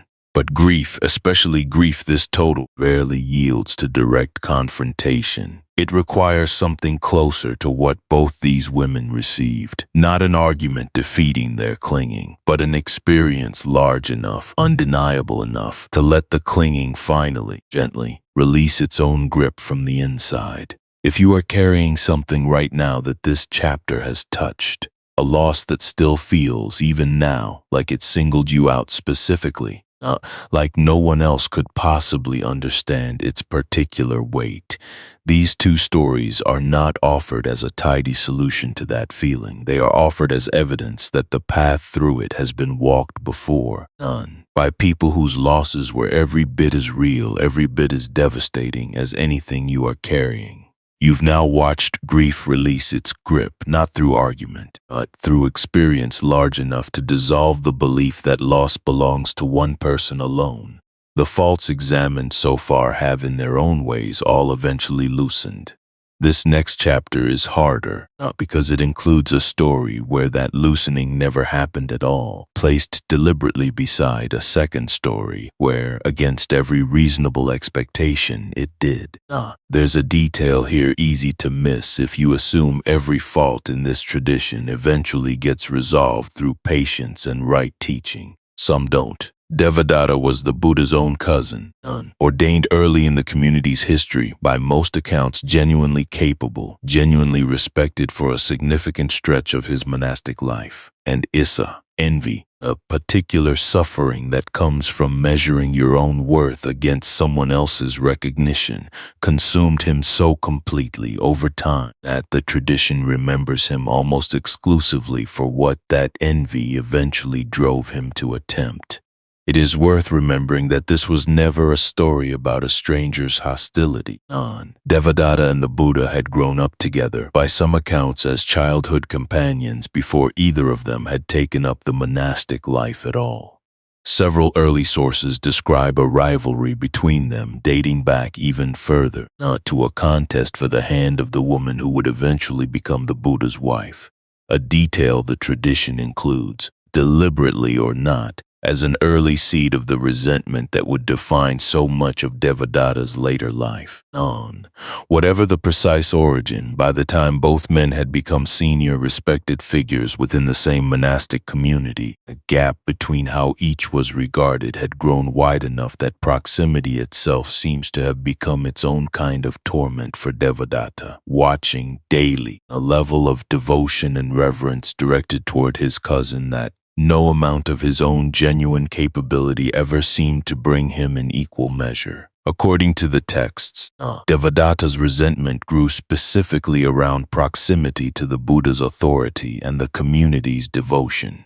He requested at one point that leadership of the entire monastic order be formally transferred to him, given the Buddha's advancing age. A request the Buddha refused directly, observing that even his most senior, most respected disciples had not been granted that authority, and Devadatta would not be granted it either. And the refusal, rather than settling the matter, appears to have hardened something in him completely. What followed reads less like a single dramatic betrayal and more like an escalating campaign. According to the tradition, Devadatta attempted to incite a royal prince into patricide, securing political backing for actions against the Buddha. He is said to have arranged for an elephant to be deliberately enraged and released into the Buddha's path, and he attempted, on more than one occasion, to have boulders rolled down from above onto the Buddha directly. The elephant episode in particular is preserved with vivid detail in several accounts, worth recounting because of what it reveals about how the surrounding community responded in the moment. Nalagiri, the elephant in question, was deliberately given alcohol and provoked into a state of dangerous aggression before being released onto a public road the Buddha was known to walk. Witnesses, according to the texts, fled in panic, and several disciples attempted to physically place themselves between the charging animal and the Buddha, only to be told to step aside. The Buddha is recorded as having remained still and extending what the tradition describes as boundless loving kindness directly toward the enraged animal, until the elephant, reaching him, slowed, stopped, and ultimately knelt, and its aggression apparently dissolved entirely by an encounter that had been engineered specifically to kill. The crowd that had scattered in terror moments earlier is said to have responded with a mixture of relief and amazement, the entire episode becoming almost immediately one more story added to a growing body of accounts establishing the apparent reach of the Buddha's equanimity even under direct, deliberate threat. None of these attempts succeeded in the way Devadatta intended, but that's not even the strangest part of this story. What's strangest is how the tradition handles his ending. Unlike nearly every other troubled figure in this video, the texts do not record a clean reversal for Devadatta, no moment of kneeling in a road, no mustard seed search that finally breaks through. And some accounts describe a final moment of remorse just before his death. Others leave the matter genuinely unresolved. This is not a comfortable note to include in a story otherwise built around transformation, but it matters precisely because of that discomfort. The tradition does not promise that every dust-covered jewel gets wiped clean within the span of a single lifetime, simply because the right teacher happened to be nearby. Devadatta had the same access to the same teaching that transformed Angulimala completely. The difference was never the quality or proximity of the teaching. It was what he specifically chose to do with the dust he could clearly see and refused again and again to address. It would be easy, watching this video, to walk away with the impression that recognizing a fault clearly is the hard part, and that everything afterward follows more or less automatically once the recognition arrives. Devadatta's story exists specifically to correct that impression. He was not a man blind to what he was doing. The texts give no indication that he failed to understand the nature of his own envy, or that he lacked the intellectual capacity to grasp exactly what the Buddha's teaching asked of him. He understood it, by every available account, as clearly as any of the other figures in this video understood the faults they eventually transformed. Understanding on its own was never sufficient. Something else had to follow it, a choice, repeated daily, to act differently because of what had been understood, rather than simply carrying the understanding around as one more fact about oneself, unconnected to any actual change in behavior. The law of intentional action and its consequences, the understanding that what a person does with deliberate intention shapes what follows in this life, and the tradition holds beyond it, sits at the center of why Devadatta's story is included here at all, rather than simply skipped for being too dark for a tidy narrative arc. And the texts are explicit that consequences in this tradition are never about external punishment imposed by an outside judge. They are about the direct, almost mechanical relationship between intention and outcome. Devadatta's repeated choice to act from envy did not simply harm the Buddha, who survived every attempt. It shaped, the tradition insists, the trajectory of Devadatta's own continuing existence in ways the texts describe with considerably more weight than the actual physical danger he posed to anyone else. Place beside this story another one, and at a scale Devadatta could never have approached even at the height of his ambitions. Not envy directed at a single rival, but violence directed at an entire kingdom by a man who held more raw power than almost anyone alive in his era. His name was Ashoka, grandson of the founder of the Maurya Empire, and by the time he inherited the throne, he had already, according to several accounts, secured his position through methods that included the deaths of rival claimants among his own brothers. His early reign was remembered in some traditions by the epithet Chandashoka, Ashoka the Fierce, or Ashoka the Cruel, a ruler whose expansion of an already vast empire was conducted with a brutality that became, even by the standards of ancient conquest, notable enough to be specifically remembered. Some later traditions go further still, describing an elaborate underground prison Ashoka is said to have constructed early in his reign, designed specifically for the torture of those who displeased him, staffed by an executioner whose cruelty had become legendary even before Ashoka employed him. And whether every detail of these accounts reflects precise historical fact or accumulated legend built up around an already fearsome reputation, the consistent thread across multiple independent sources is unmistakable. This was a ruler whose early reputation rested almost entirely on the willingness to inflict suffering without hesitation on enemies and subjects alike, in service of consolidating and expanding his control. The defining moment of his early reign was the conquest of Kalinga, a kingdom that had resisted Mauryan expansion. It helps to understand why Kalinga mattered so much to Ashoka's ambitions before this story moves to its aftermath. Kalinga occupied a strategically vital stretch of the eastern coastline, controlling valuable trade routes and resources the rest of the empire lacked direct access to, and it had remained stubbornly independent through the reigns of Ashoka's father and grandfather, despite repeated attempts at conquest. By the time Ashoka turned his own considerable military resources toward it, and Kalinga represented not simply another territory to absorb, but the last major piece of unfinished business left by 2 generations of Mauryan rulers before him. A conquest that would, if successful, not complete something his predecessors had each tried and failed to accomplish. The campaign succeeded militarily. It also, according to Ashoka's own later account, inscribed remarkably in his own words in stone, where it would outlast every person who witnessed the events directly, resulted in casualties and displacement on a scale that the inscription itself describes with unusual, almost confessional specificity. Roughly 100,000 killed in the fighting itself, considerably more dying afterward from the war's broader consequences, and a far larger number deported or otherwise displaced from their homes entirely. And there's a weight to these inscriptions that doesn't fade with distance even now, nearly 2,500 years later. This is not a hostile historian's account of Ashoka's cruelty, written by an enemy seeking to damage his reputation. This is Ashoka's own words, commissioned by Ashoka himself, carved into rock specifically so that the record would survive him.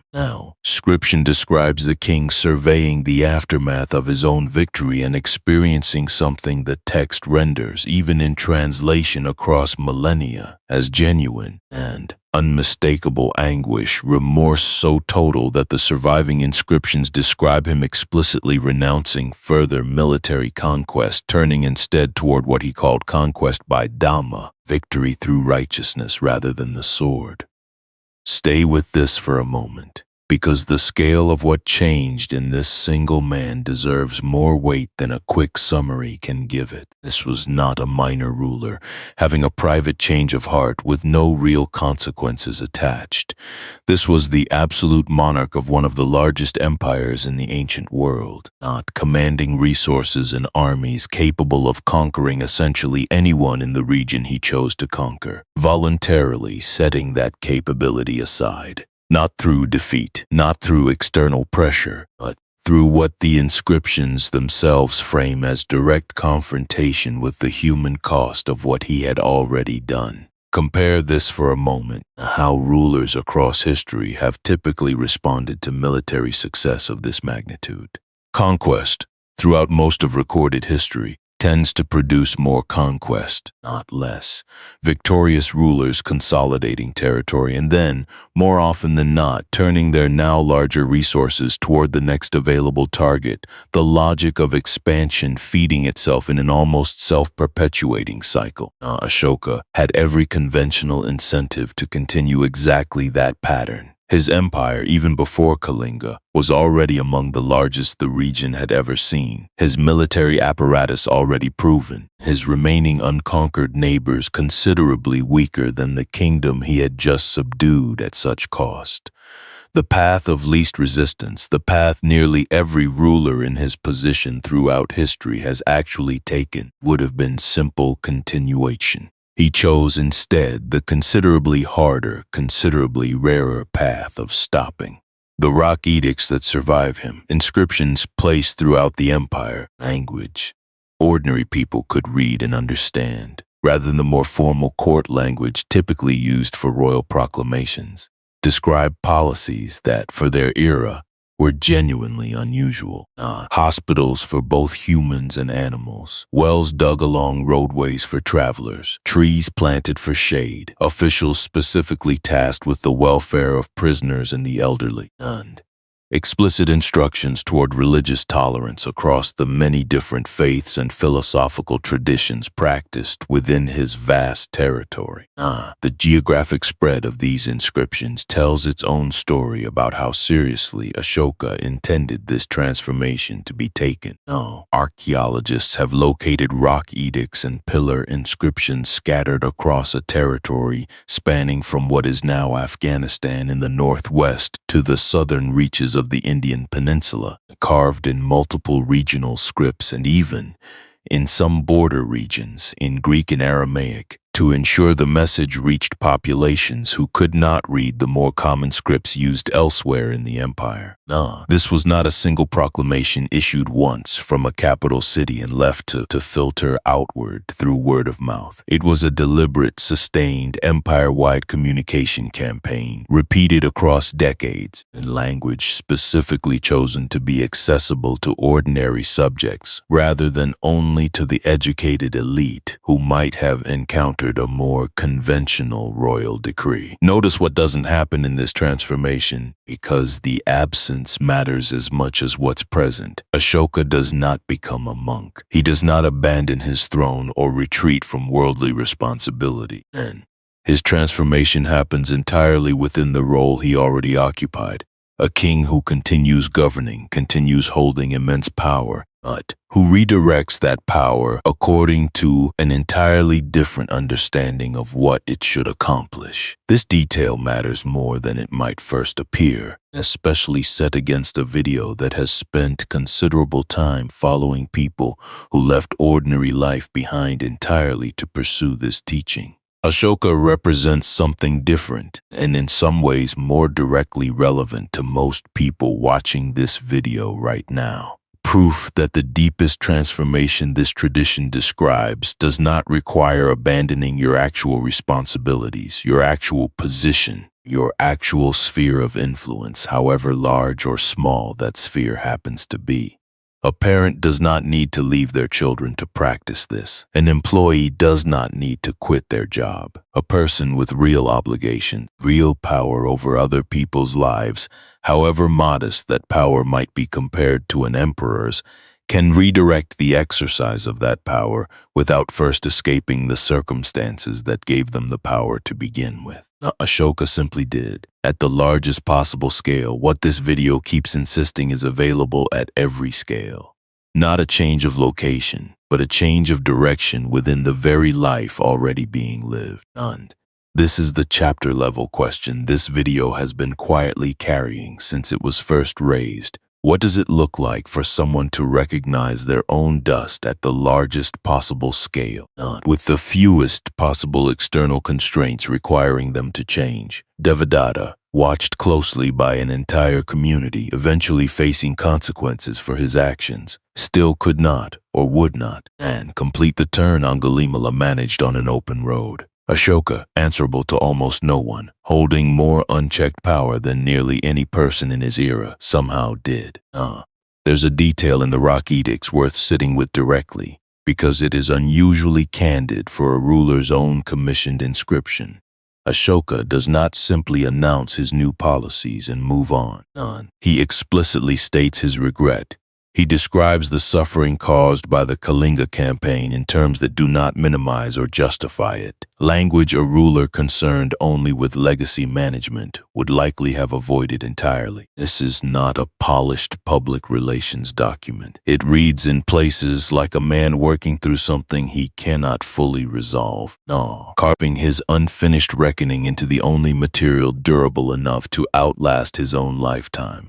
Mahapajapati Gautami, the Buddha's own aunt and foster mother, would later become one of the most significant figures connected to questions of who gets included and who gets left at the margins of a tradition, a thread this video will pick up directly in a few chapters.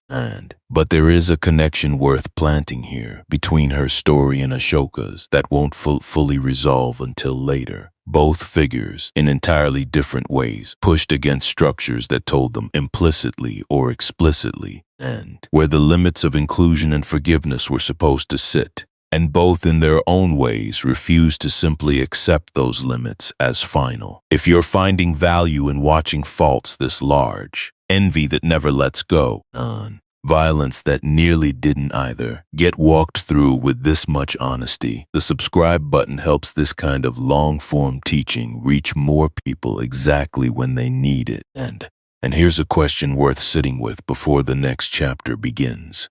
Which of these two men's endings do you find harder to accept? Devadatta's, where transformation, as far as the record shows, never fully arrived, or Ashoka's, where it arrived at a scale almost too large to comprehend? There's no wrong answer, but your answer might tell you something about what you currently believe is possible for yourself, and that, more than anything else in this particular chapter, is worth carrying forward into whatever comes next. By now, you've sat with two men who held enormous power over other lives. One whose envy never fully released its grip. One whose violence reached a scale almost impossible to comprehend before something in him finally broke open. This chapter completes Ashoka's story and places beside it a quieter transformation belonging to one of the Buddha's own closest disciples.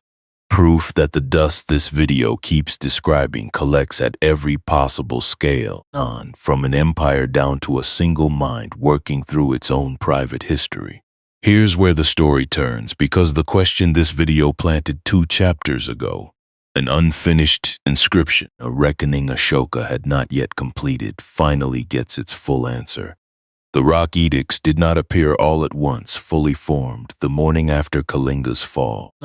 According to the inscriptions themselves and the broader historical record, Ashoka's transformation unfolded over years, deepening as he increasingly engaged with Buddhist teaching, eventually formalizing his commitment in ways that extended well beyond his own private conduct into the structure of how his entire empire functioned.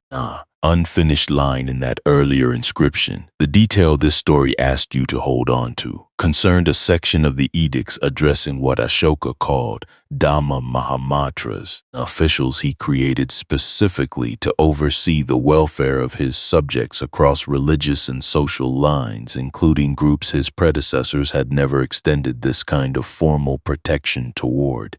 The inscription, its more complete later form, makes explicit something the earlier, rawer version of his remorse had only gestured toward. That conquest by Dhamma was not simply a private philosophy he had adopted for his own peace of mind, but a governing principle he intended to institutionalize, so that it would outlast his own reign entirely. This is where Ashoka's story resists a clean answer, in a way worth sitting with directly. How much of this transformation was genuine interchange, and how much was political calculation dressed in the language of remorse? The honest answer, based on what survives, is that the distinction may not be as clean as either skeptics or admirers would prefer. Ashoka's regret reads in places as unmistakably personal. His policies also undeniably consolidated and stabilized an empire that pure military conquest alone might eventually have strained past its breaking point. The tradition this video draws from has never required that transformation arrive in some purified form, untouched by self-interest or complexity. It only requires that the direction genuinely changed and that the changed direction produced real measurable consequences for people who would otherwise have continued suffering under the previous one.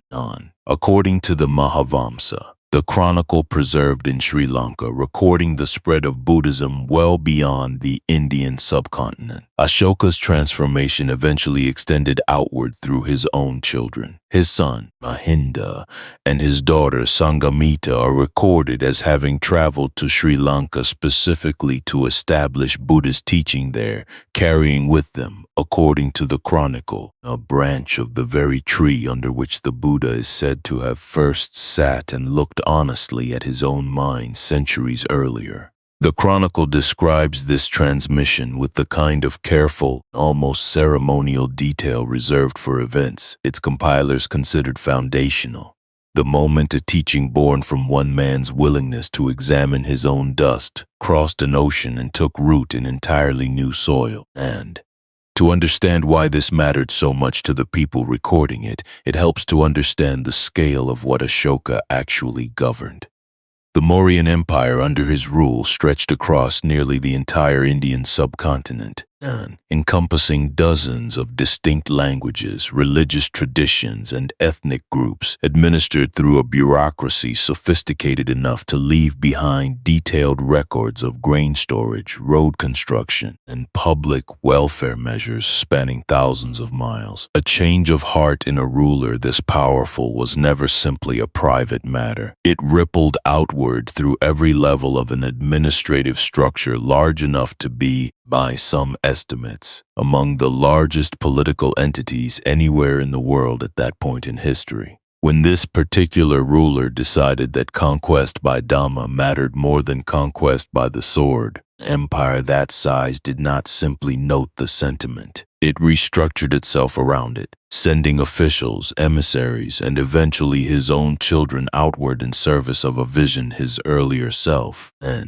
the one who burned Kalinga to the ground, would scarcely have recognized. The chain connecting these events spans an improbable distance, and it's worth tracing in full before moving on. A man sits beneath a tree and looks honestly at his own mind. Centuries later, a king who once burned a kingdom to the ground reads or hears, teaching descended from that original moment, and is undone by it enough to carve his own regret into stone. That same king's children then carry a literal branch of the original tree across the sea, planting both the tree and the teaching in new ground that would, over the following centuries, become one of the most enduring centers of the entire tradition, now placed beside this vast empire-spanning transformation, a far smaller, far more private one, though the texts suggest it required no less courage to complete.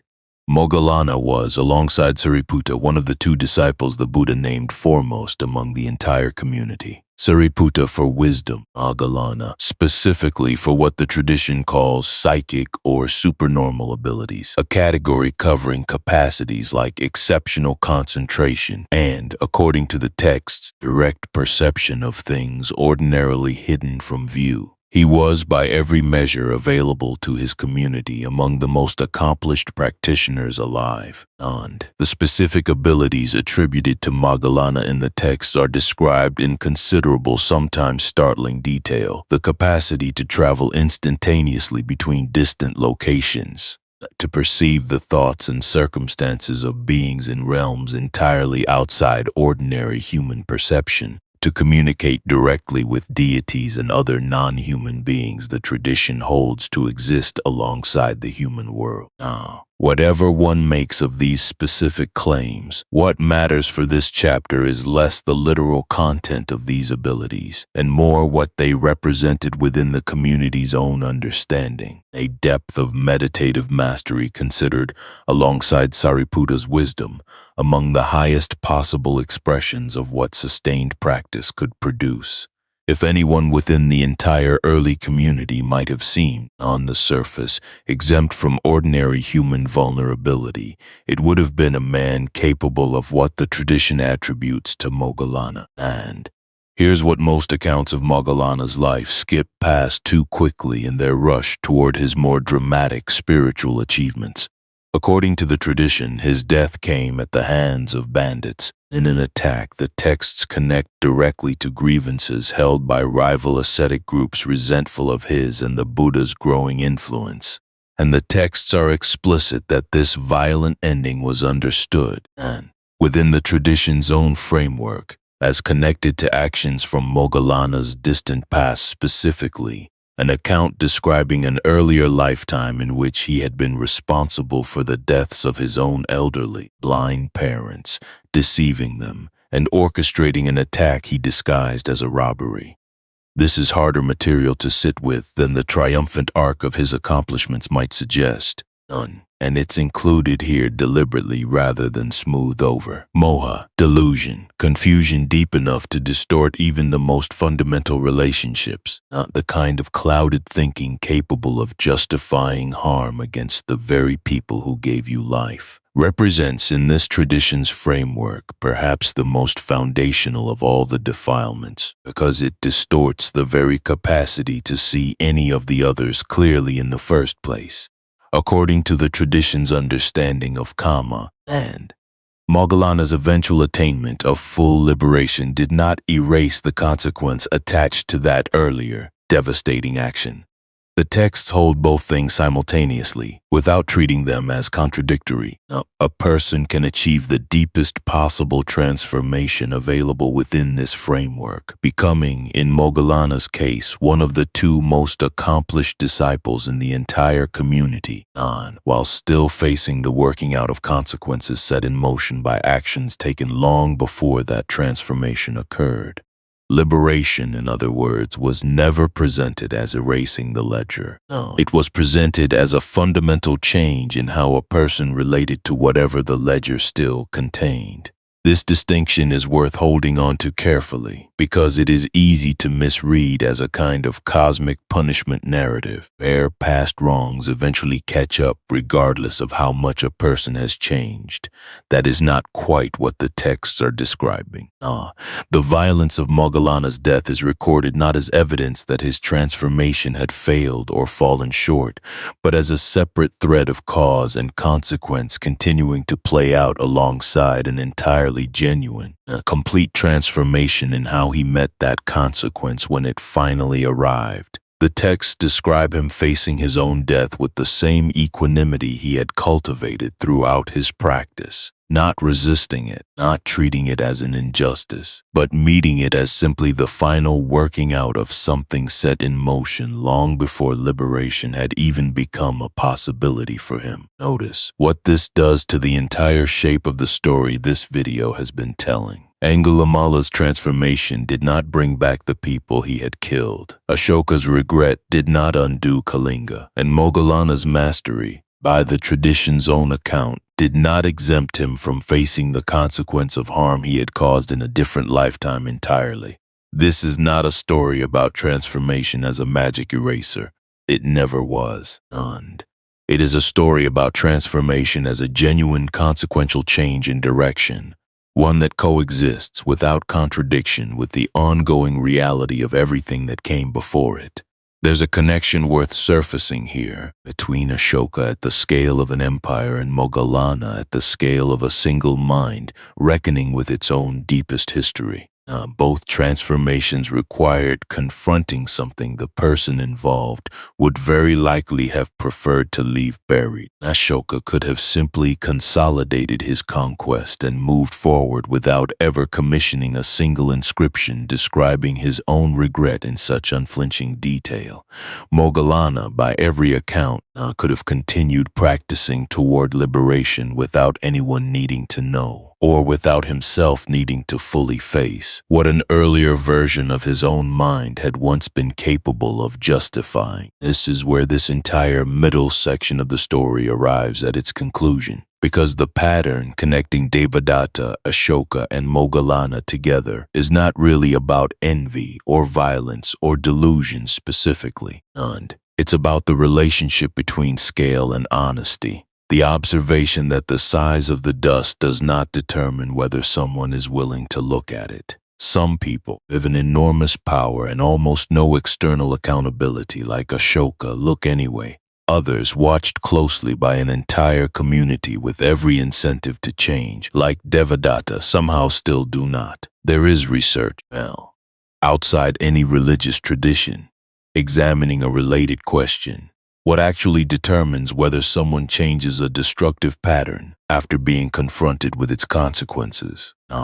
Studies on behavior change consistently point toward one factor mattering more than almost any other. Not the severity of the consequence itself, not external pressure or punishment, but whether the person develops what researchers sometimes call self-distancing, the capacity to observe one's own past actions with something closer to the clarity used to observe someone else's rather than the defensive, self-protective fog that usually surrounds memories of our own worst moments. Ashoka's inscriptions read remarkably like an early example of exactly this capacity. A king examining his own conquest with something close to a stranger's unflinching clarity. Devadatta's story, as far as the tradition records it, shows no comparable moment ever fully arriving. One detail from this research is worth carrying forward into the rest of this video because it directly echoes something Sariputta's practice and Ajahn Chah's teaching both insisted on independently, centuries apart. Self-distancing in the studies that document it is not a trait some people simply have and others lack permanently. It is trainable, observable to improve with deliberate, repeated practice, the same way any other skill improves with use. The capacity Ashoka somehow developed at the scale of an empire, and the capacity Sariputta cultivated through 30 quiet seconds each evening, appear from the outside to be drawing on the same underlying mechanism, a mind learning gradually to look at itself without flinching. That is the modern echo of an old teaching, completing this video's middle section before the story turns, chapters ahead, toward people who did not hold armies or supernormal powers at all, toward the much quieter, much more ordinary courage it takes to push against the limits other people have decided, not much examination, are simply where inclusion and belonging are supposed to stop. You've now traveled from an empire's reckoning down to one disciple's private confrontation with his own deepest history. And both stories shared something underneath their very different scales. Someone choosing to look directly at something they could easily have left buried. This next story belongs to someone who never held an army, never possessed supernormal abilities, and still had to summon a kind of courage the tradition itself had not yet figured out how to make room for. Her name was Mahapajapati Gautami. Her relationship to the Buddha was closer than almost anyone else's in this entire story. She was his mother's younger sister, and when his birth mother, Maya, died only days after delivering him, Mahapajapati became his foster mother, raising him as her own alongside her own children. The debt of care this represented was not abstract or symbolic. It was the literal, physical labor of raising the man this entire video has been built around, from infancy through to the moment he eventually left the palace in search of awakening. It is worth pausing on the scale of what this required of her practically, not only sentimentally. According to the accounts, Mahapajapati nursed the infant Siddhartha herself, entrusting her own newborn child to other caregivers in order to give her sister's son the priority of her direct attention during his most vulnerable early months. She raised him alongside her own children without, by every surviving account, drawing any meaningful distinction in the quality or warmth of her care between her sister's son and her own. When he later renounced the palace entirely, leaving behind the wife and infant son, the texts describe him departing in the middle of the night. It was Mahapajapati, among others in the royal household, left to absorb the practical and emotional consequences of that departure, managing a grieving, confused household, while the man she had raised pursued an answer to suffering that had, in its own way, just caused considerable suffering to the people he left behind. Here's what the texts make clear without needing to state it directly. When Mahapajapati, years later, asked to be ordained as a nun within the community her foster son had founded, she was not a stranger requesting an unusual favor. She was asking the person she had raised to extend, to her and to women in general, the same path he had already extended freely to men. The Buddha, according to every surviving account, initially refused, not once but 3 times, directly, despite her direct and repeated requests. And the reasons given in the texts are debated extensively by scholars and practitioners alike, and this video will not pretend the question is simple or fully settled. What is clear, regardless of how that refusal is ultimately understood, is what Mahapajapati did in response to it. She did not quietly accept the refusal and return to her former life. According to the tradition, she shaved her own head, put on the ochre robes worn by monks, and walked, on foot, an enormous physical distance, through difficult terrain, to wherever the Buddha was currently staying, arriving with her feet swollen and bleeding, standing outside, weeping, refusing to leave. This is the part of Mahapajapati's story that asks the most of her, in a different way than anything you've watched so far. There was no single dramatic confrontation here, no moment of immediate, total reversal. There was instead something slower, more grinding, more dependent on someone else's willingness to keep asking even after being told, no, repeatedly, by the very person whose teaching had already, every other respect, reshaped how an entire region understood compassion and liberation. Ananda, the Buddha's attendant, a figure this video will spend considerably more time with in the chapters ahead, encountered Mahapajapita in this state, weeping outside, refused 3 times, asked her directly why she was so distressed. When she explained, Ananda went to the Buddha himself and asked, on her behalf, and whether women were in fact capable of attaining the same liberation available to men through this teaching. The Buddha's answer was direct and unambiguous. Yes, women were entirely capable of reaching the same realization as men, with no inherent difference in capacity whatsoever. Notice the gap this answer opens up, because it matters enormously to what happens next. If women were fully capable of the same liberation, why had ordination not yet been extended to them? Ananda pressed further, reminding the Buddha directly of Mahapajapati's specific, personal claim on his gratitude, that she had nursed him, raised him, given him milk from her own body after his mother's death. Following this exchange, the Buddha agreed to establish an order of nuns, accepting Mahapajapati as the first bhikkhuni, the founding figure of an entirely new branch of the monastic community. It is worth sitting with what Ananda did in this exchange, because his role in it deserves more attention than it usually receives. And he was not simply a passive messenger relaying a question on Mahapajapati's behalf. He constructed an argument in real time, moving from a general principle the Buddha had already conceded, that women possessed equal capacity for liberation, toward the specific personal obligation that made refusing her particular request considerably harder to sustain. This was advocacy, deliberate and persistent, on behalf of someone who could not, in that moment, make the case for herself directly. And the same Ananda who will struggle, several chapters from now, to ask a single direct question on his own behalf at a crucial moment near the end of the Buddha's life, here demonstrates an entirely different capacity, a willingness to press repeatedly on behalf of someone else's need, even when doing so meant respectfully challenging his own teacher's stated position. And here's where the agreement reveals something more complicated than a simple victory. According to several accounts, The agreement came with conditions, a set of additional rules specifically governing the conduct and status of nuns relative to monks, rules that some contemporary practitioners and scholars view as reflecting the social constraints of the era, rather than reflecting any genuine spiritual hierarchy. Mahapajapati, according to the tradition, not accepted these conditions in order to secure ordination at all. A pragmatic acceptance of an imperfect door, rather than no door whatsoever. This is harder to sit with than a clean story of total, unqualified victory would be, and it deserves to be sat with honestly rather than smoothed over for the sake of a tidier narrative.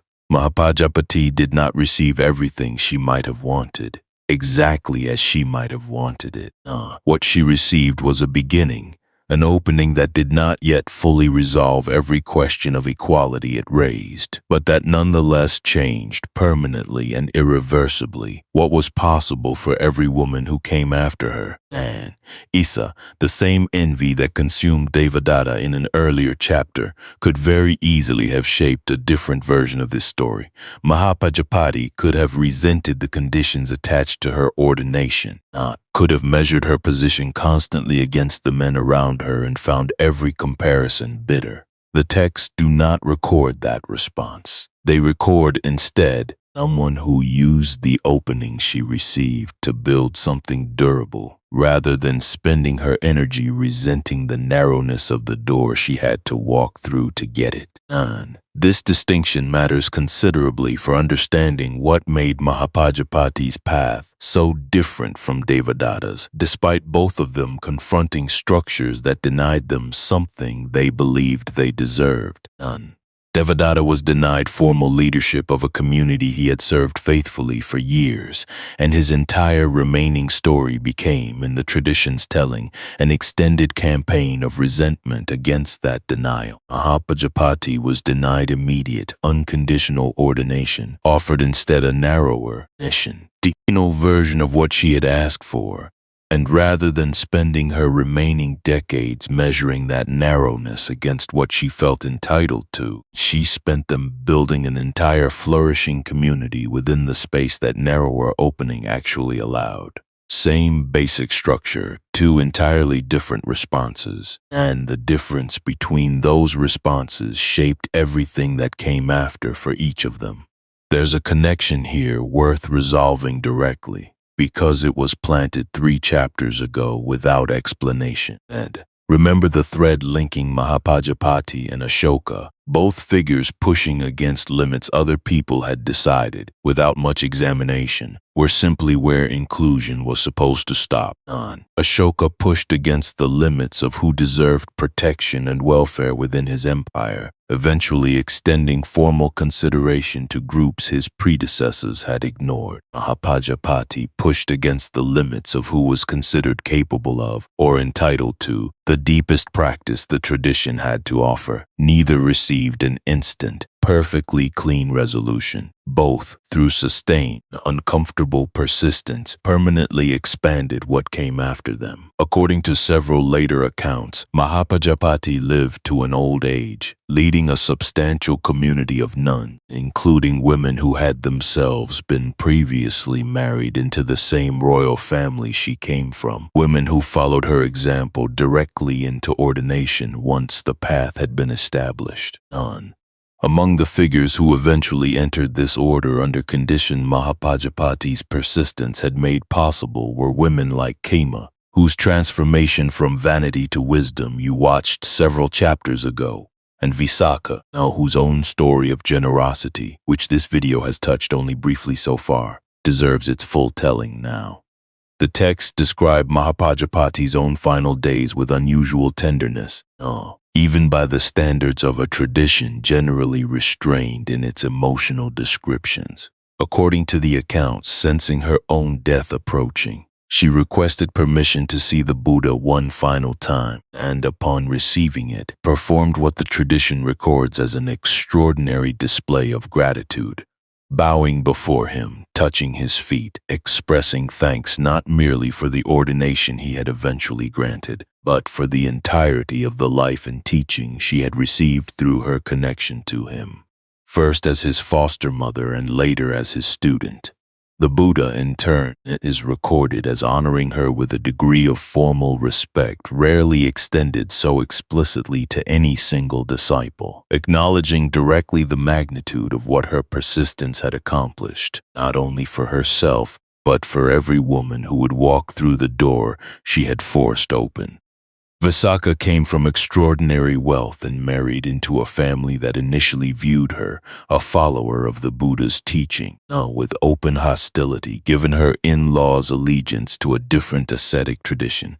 According to the accounts, conflict within that household over religious practice grew severe enough that Visakha was nearly sent back to her own family in disgrace, until a private conversation where she calmly, systematically addressed her father-in-law's specific grievances one by one, transformed the entire household's position, eventually leading to her father-in-law's own conversion to the Buddha's teaching. Her wealth itself is worth a brief detour, because it places her in instructive company alongside Anathapindika several chapters earlier, where his story traced a path from tight-fisted accumulation toward open-handed generosity. Visakha's wealth, by every account, was never gripped in the way his once had been. She appears in the texts already disposed toward generosity from a young age, her later fame as the community's foremost female lay supporter feeling less like a dramatic reversal and more like a natural extension of a disposition she had carried from the start.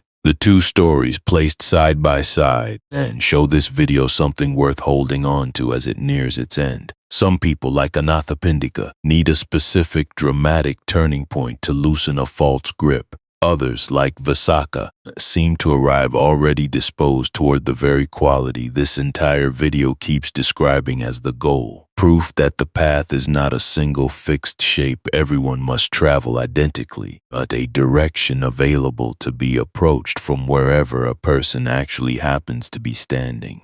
The specific incident that brought matters to a head is worth recounting, and because it illustrates exactly the kind of patience Kanti requires in practice rather than in theory. According to the tradition, Visakha's father-in-law, a wealthy and influential man deeply invested in the practices of his own tradition, grew so incensed by his daughter-in-law's continued devotion to the Buddha's teaching that he ordered her removed from the household entirely, summoning witnesses to formally document her expulsion.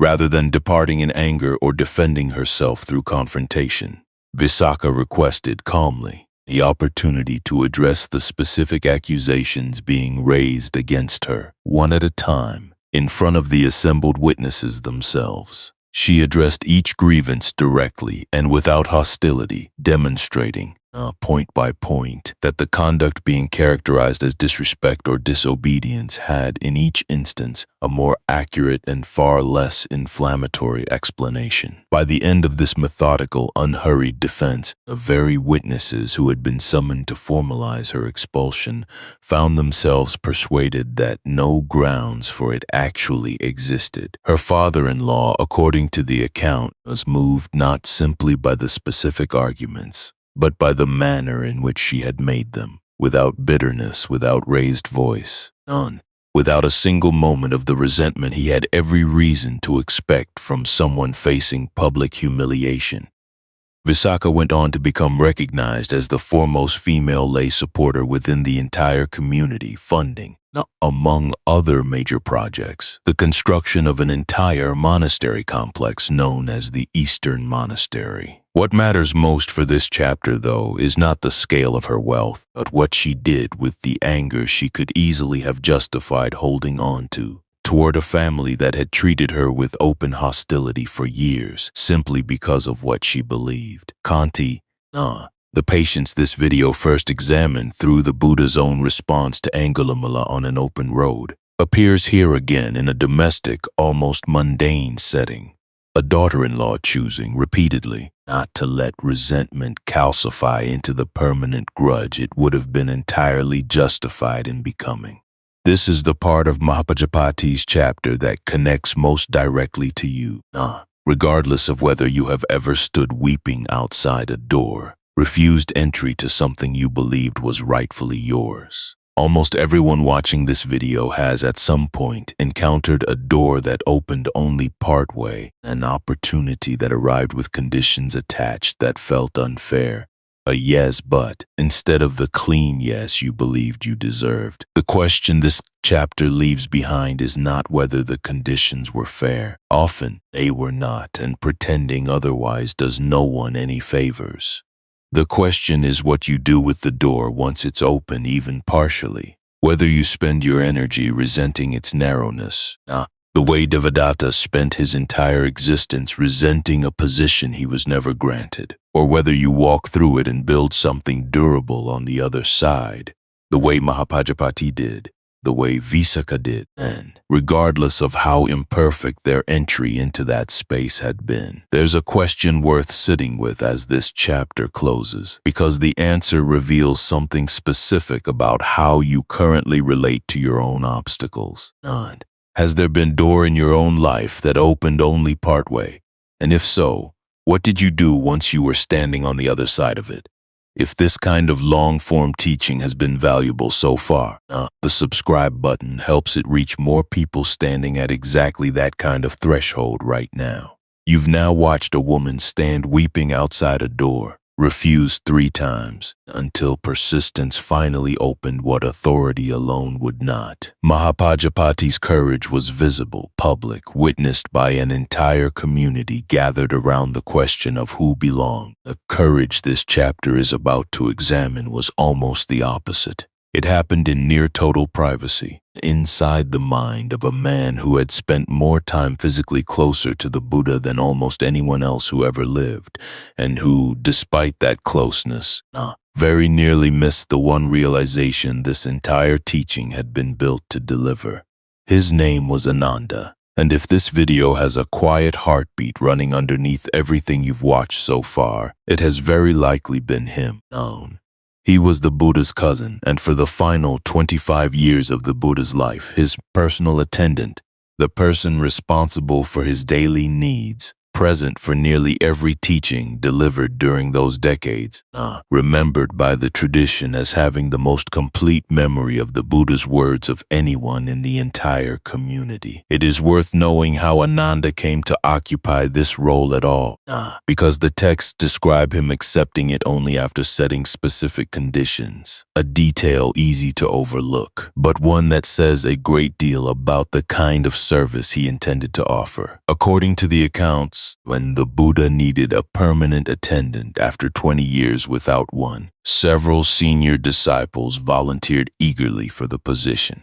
Ananda was asked directly, and rather than accepting immediately, he requested several specific assurances first, that he would not receive any of the Buddha's surplus robes or food as personal reward, that he would not be given special lodging, and that he would be permitted to bring people to see the Buddha whenever they had a genuine need to.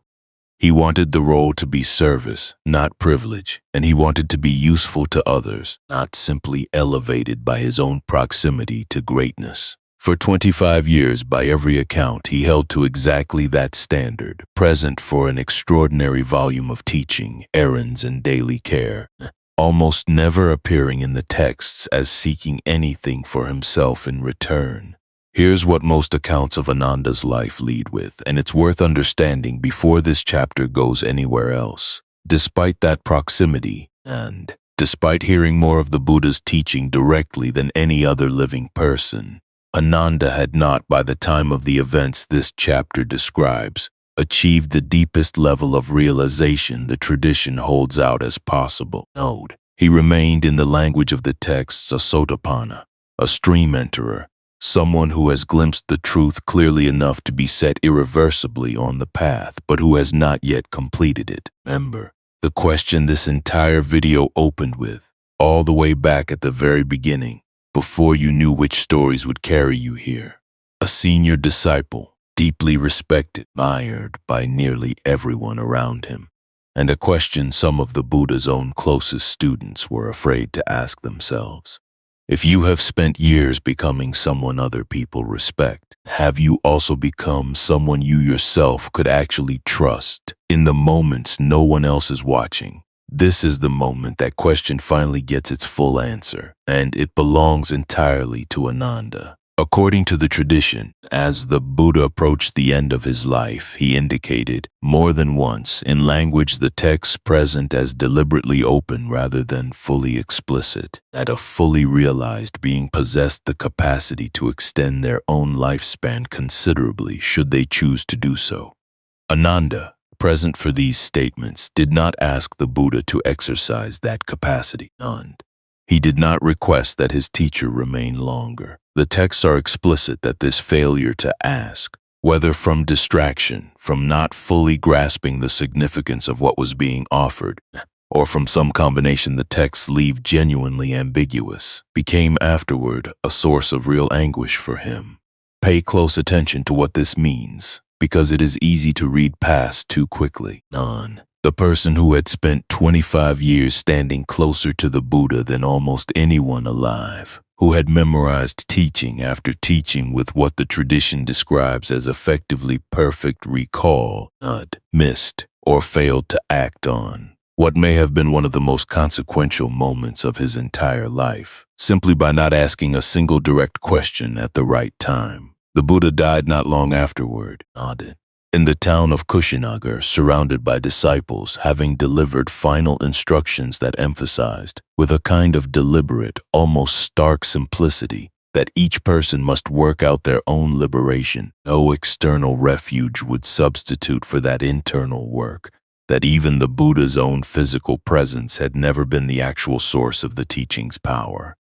According to the accounts, Ananda wept openly in front of the gathered community, in a way several of the more composed senior disciples did not. And here is where this story turns into something considerably more difficult than simple grief. And 3 months after the Buddha's death, the senior disciples convened the First Great Council, a gathering specifically intended to formally recite and preserve everything the Buddha had taught before memory and time could distort or lose it. Mahakassapa, the most senior figure presiding over the council, had selected 500 participants for this gathering, every single one of them already fully realized, already complete in their own attainment. Everyone except Ananda. Mahakassapa himself is worth a brief mention here, since his presence at the head of this council was no accident of seniority alone. He had been, by every account, one of the most rigorously disciplined ascetics within the entire community, known for an austerity even other monks found demanding to match. And it was specifically this reputation for unwavering strictness that made his judgment about who belonged in that cave and who did not yet belong carry the weight it did. No one, even a figure of Mahakassapa's exacting standards, eventually relented and admitted Ananda the following morning. The community understood it as confirmation, beyond any reasonable doubt, that whatever had happened during that single unguarded night had genuinely, completely arrived. The council itself took place over the course of the rainy season, in a cave near Rajagaha, the same city where Bimbisara had once ruled and where Anathapindika had first heard of the Buddha's arrival. The assembled monks, working systematically through what would become the foundational structure of the entire preserved tradition. The task before them was immense by any measure. Decades of teaching, delivered across dozens of locations to thousands of different listeners over the course of 45 years, somehow needed to be gathered, cross-checked, and agreed upon collectively, with no written record to consult, relying entirely on the combined memory of the participants present. Mahakassapa's insistence on admitting only those who had already achieved complete realization was not, by his own stated reasoning, a matter of unnecessary exclusion. It reflected a conviction that anyone still subject to the subtler distortions of an unawakened mind might, even unintentionally, introduce error into a record meant to remain accurate for centuries of practitioners who would never have the chance to verify it against the original source themselves. This is the part of Ananda's story that asks the most of him, more than anything else in this entire video. Ananda possessed, by universal agreement, the most complete and accurate memory of the Buddha's actual words of anyone alive. And the council could not function without him. His recitation would become the very foundation upon which the entire body of teaching would be formally preserved and transmitted forward. And yet he had not been invited, not because he had not yet completed the realization every other participant had already reached. The community he had served for 25 years was in effect telling him directly, "We need exactly what you carry, and you are not yet what we need you to be in order to carry it properly."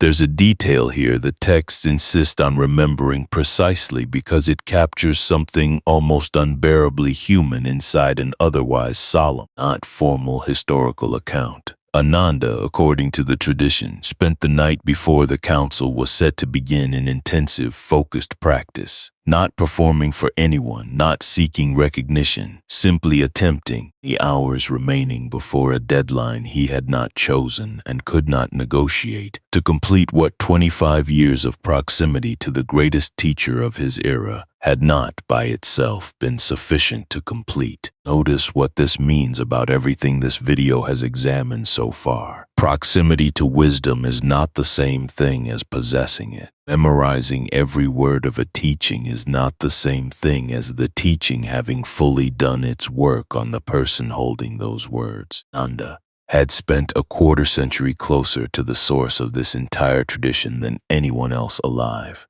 and it had not by itself been enough. You may have spent years close to a piece of wisdom yourself, nodding along, not repeating it to others without yet letting it finish its work on you. That gap is not a failure. It is simply often where most people remain. According to the accounts, as the night wore on, Ananda's effort produced no breakthrough. Exhausted, he finally decided to rest, and it was in that exact moment in the transition between sitting and lying down, neither fully upright nor fully reclined, his head not yet touching the pillow, his feet not yet fully off the ground, that the realization he had spent the entire night straining toward finally, completely arrived. There's a detail here the texts insist on remembering precisely because the specific physical detail matters enormously to how this moment gets understood. Not while striving with maximum effort, not while performing the discipline he believed was required of him. In the brief unguarded space between two postures where he was no longer trying quite so hard, the very thing his effort had been unable to force finally released on its own. This is the moment everything this video has been building toward finally resolves. No, the question planted in the very first chapter, whether someone admired from the outside has also become someone they can trust from the inside, gets answered here, not through Ananda achieving some dramatic, not public vindication, but through a private collapse of exactly the gap that question described. The Ananda who had spent 25 years being useful, being reliable, being the person everyone depended on for memory and service, finally became, in that unguarded moment between sitting and lying down, someone whose inner state matched what his outer reputation had always suggested.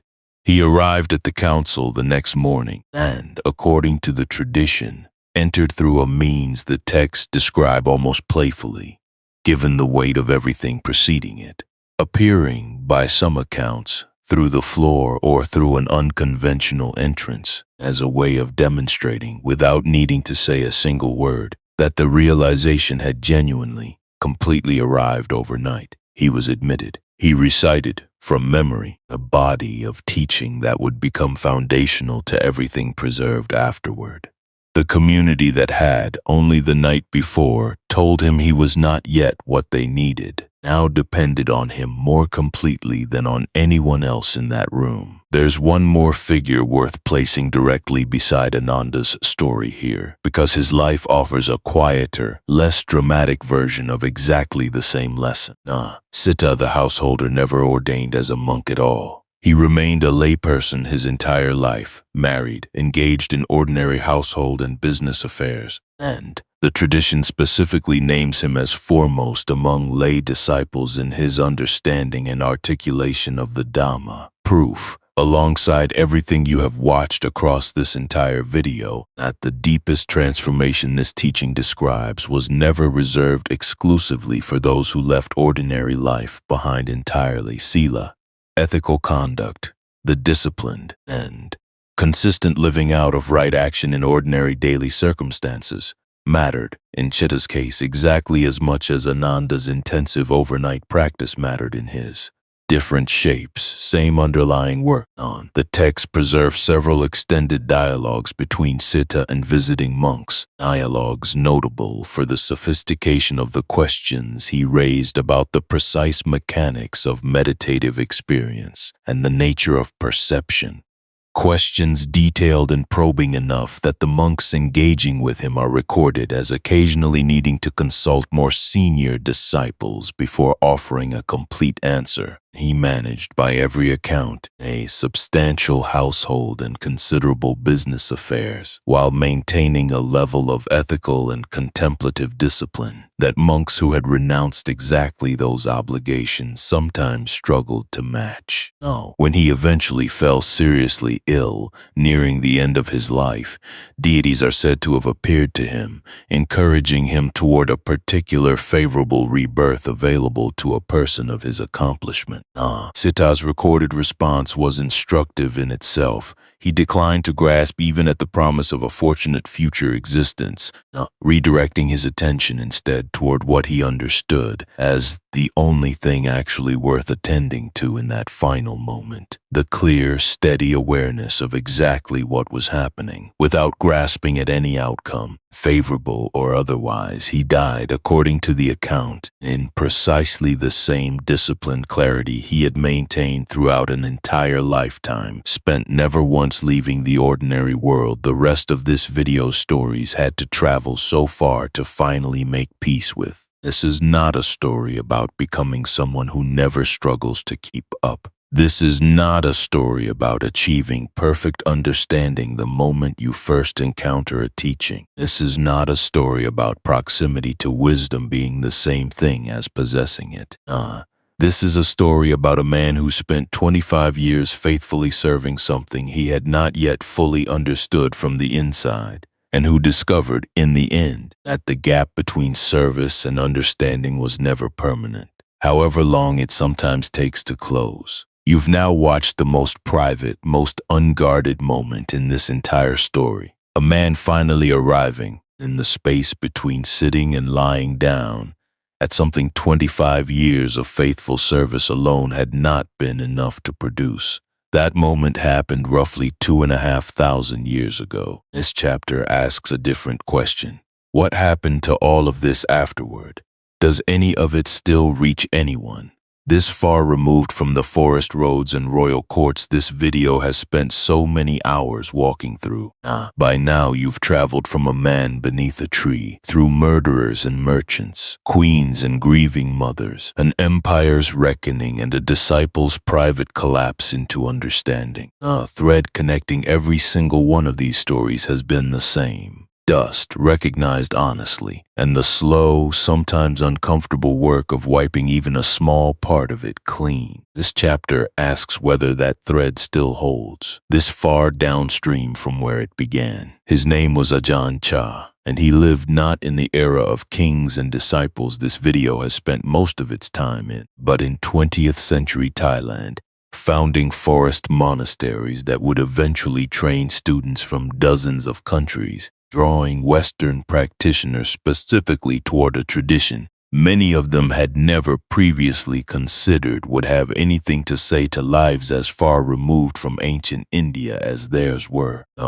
He was born into a farming family in a rural province of Thailand, ordained first as a young novice in the customary way many boys of his region were, might easily have lived out an unremarkable monastic life in a small village temple, performing the same rituals his teachers had performed before him, had he not become increasingly dissatisfied with a practice that seemed to him more concerned with ceremony than with actual transformation. He left to wander as a forest monk in the older tradition of ascetic practitioners living simply among trees and wild animals, studying under several teachers known for rigorous, direct, often uncompromising styles of instruction, before eventually establishing his own monastery in a forest considered by local reputation to be haunted and inhospitable, precisely the kind of place, by his own account, suited to the work of confronting the mind directly, without the comfort of pleasant surroundings to distract from it. And here's what makes Ajahn Chah's teaching worth placing at the very end of this particular story. He taught almost nothing that would have sounded unfamiliar to Sariputta, reviewing his own conduct each evening. Or to the goldsmith this video described all the way back in its opening minutes, patiently skimming impurity after impurity from raw, unrefined gold. His most famous teaching, repeated by students who studied under him directly, distills the entire arc of everything you have just watched into a single, almost disarmingly simple phrase. Let go a little, and you will have a little peace. Let go a lot, and you will have a lot of peace. Let go completely, and you will have complete peace. Notice how little distance separates this from where this entire video began. The jewel was never actually damaged. The dust was never actually permanent. It only ever required, at every scale this video has examined, a personal habit, a national conquest, a private grief, a quarter-century of faithful but incomplete service, the willingness to let go of exactly the amount currently being gripped, not 1 ounce more than that. Ajahn Chah taught extensively on a practice closely related to Sariputta's nightly review, though framed somewhat differently for students often encountering this material for the first time. Far from any monastery, juggling jobs and families and the ordinary noise of contemporary life, he emphasized watching the mind directly in real time, rather than only reviewing it retrospectively at day's end, catching the rising of greed, anger, or pride in the moment it first appears, before it has the chance to fully calcify into action. He was known, among his Western students especially, for a particular kind of patient bluntness when they arrived expecting elaborate technique and instead received instructions that sounded, at first hearing, almost too simple to be the answer they had traveled so far to find. Students would ask him detailed questions about advanced meditative states they had read about in books, and he would frequently redirect them back towards something far more immediate. Had they noticed their own mind right now, in this conversation, reaching for something more advanced because the present moment, exactly as it was, not feel like enough? This is where the chapter-level loop planted several chapters ago around Mahapajapati Gautami's quiet, unspoken commitment to the future of the order she fought so hard to establish, finally finds its resolution. Mahapajapati did not live to see how far the tradition she helped secure would eventually travel, across oceans, across centuries, into forest monasteries in Thailand, training students from countries that did not yet exist when she stood weeping outside a door, refused 3 times. But the order she secured against significant resistance, not against conditions that were never fully equal to begin with, became one of the threads connecting directly to teachers like Ajahn Chah and to the broader transmission of this entire teaching into the modern world you are currently living in. Her unspoken commitment that the door she forced open, however imperfectly, should remain open for everyone who came after her held. It is still holding right now, in whatever way this teaching has managed to reach you, watching this video, wherever and whenever you happen to be watching it. And Sila and Metta, the ethical groundwork this video examined through Sita the householder, and the unconditional goodwill first introduced through the Buddha's encounter with Angulimala, appear again, in Ajahn Chah's teaching, not as separate or advanced practices reserved for serious monastics, but as the basic, repeatable foundation available to absolutely anyone in absolutely any circumstance, not regardless of how far removed their daily life is from a forest in ancient India or even from a forest monastery in 20th century Thailand. Here's the part that still resonates with people encountering this teaching for the first time, centuries and cultures removed from where it began. Ajahn Chah was famous among his own students for refusing to over-explain, and when asked complicated philosophical questions, he would frequently redirect students back toward direct observation of their own immediate experience, back toward the same instructions this entire video opened with. And beneath the tree, turning the dust-covered stone over in his own hand, looking honestly at what was actually there rather than reaching for some more comfortable, more abstract explanation instead.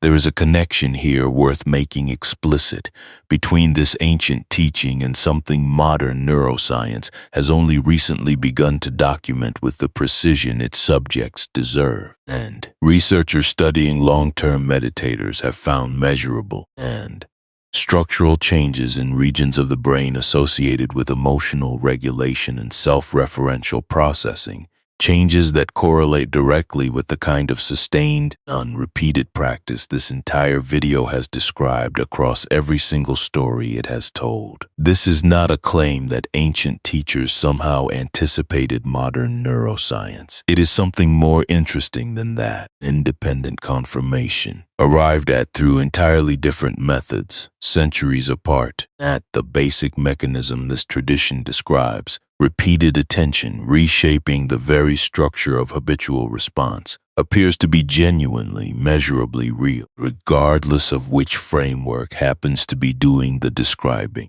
What researchers studying this phenomenon have found especially striking is how closely the timeline of measurable change tracks with the framework this video has described throughout its stories.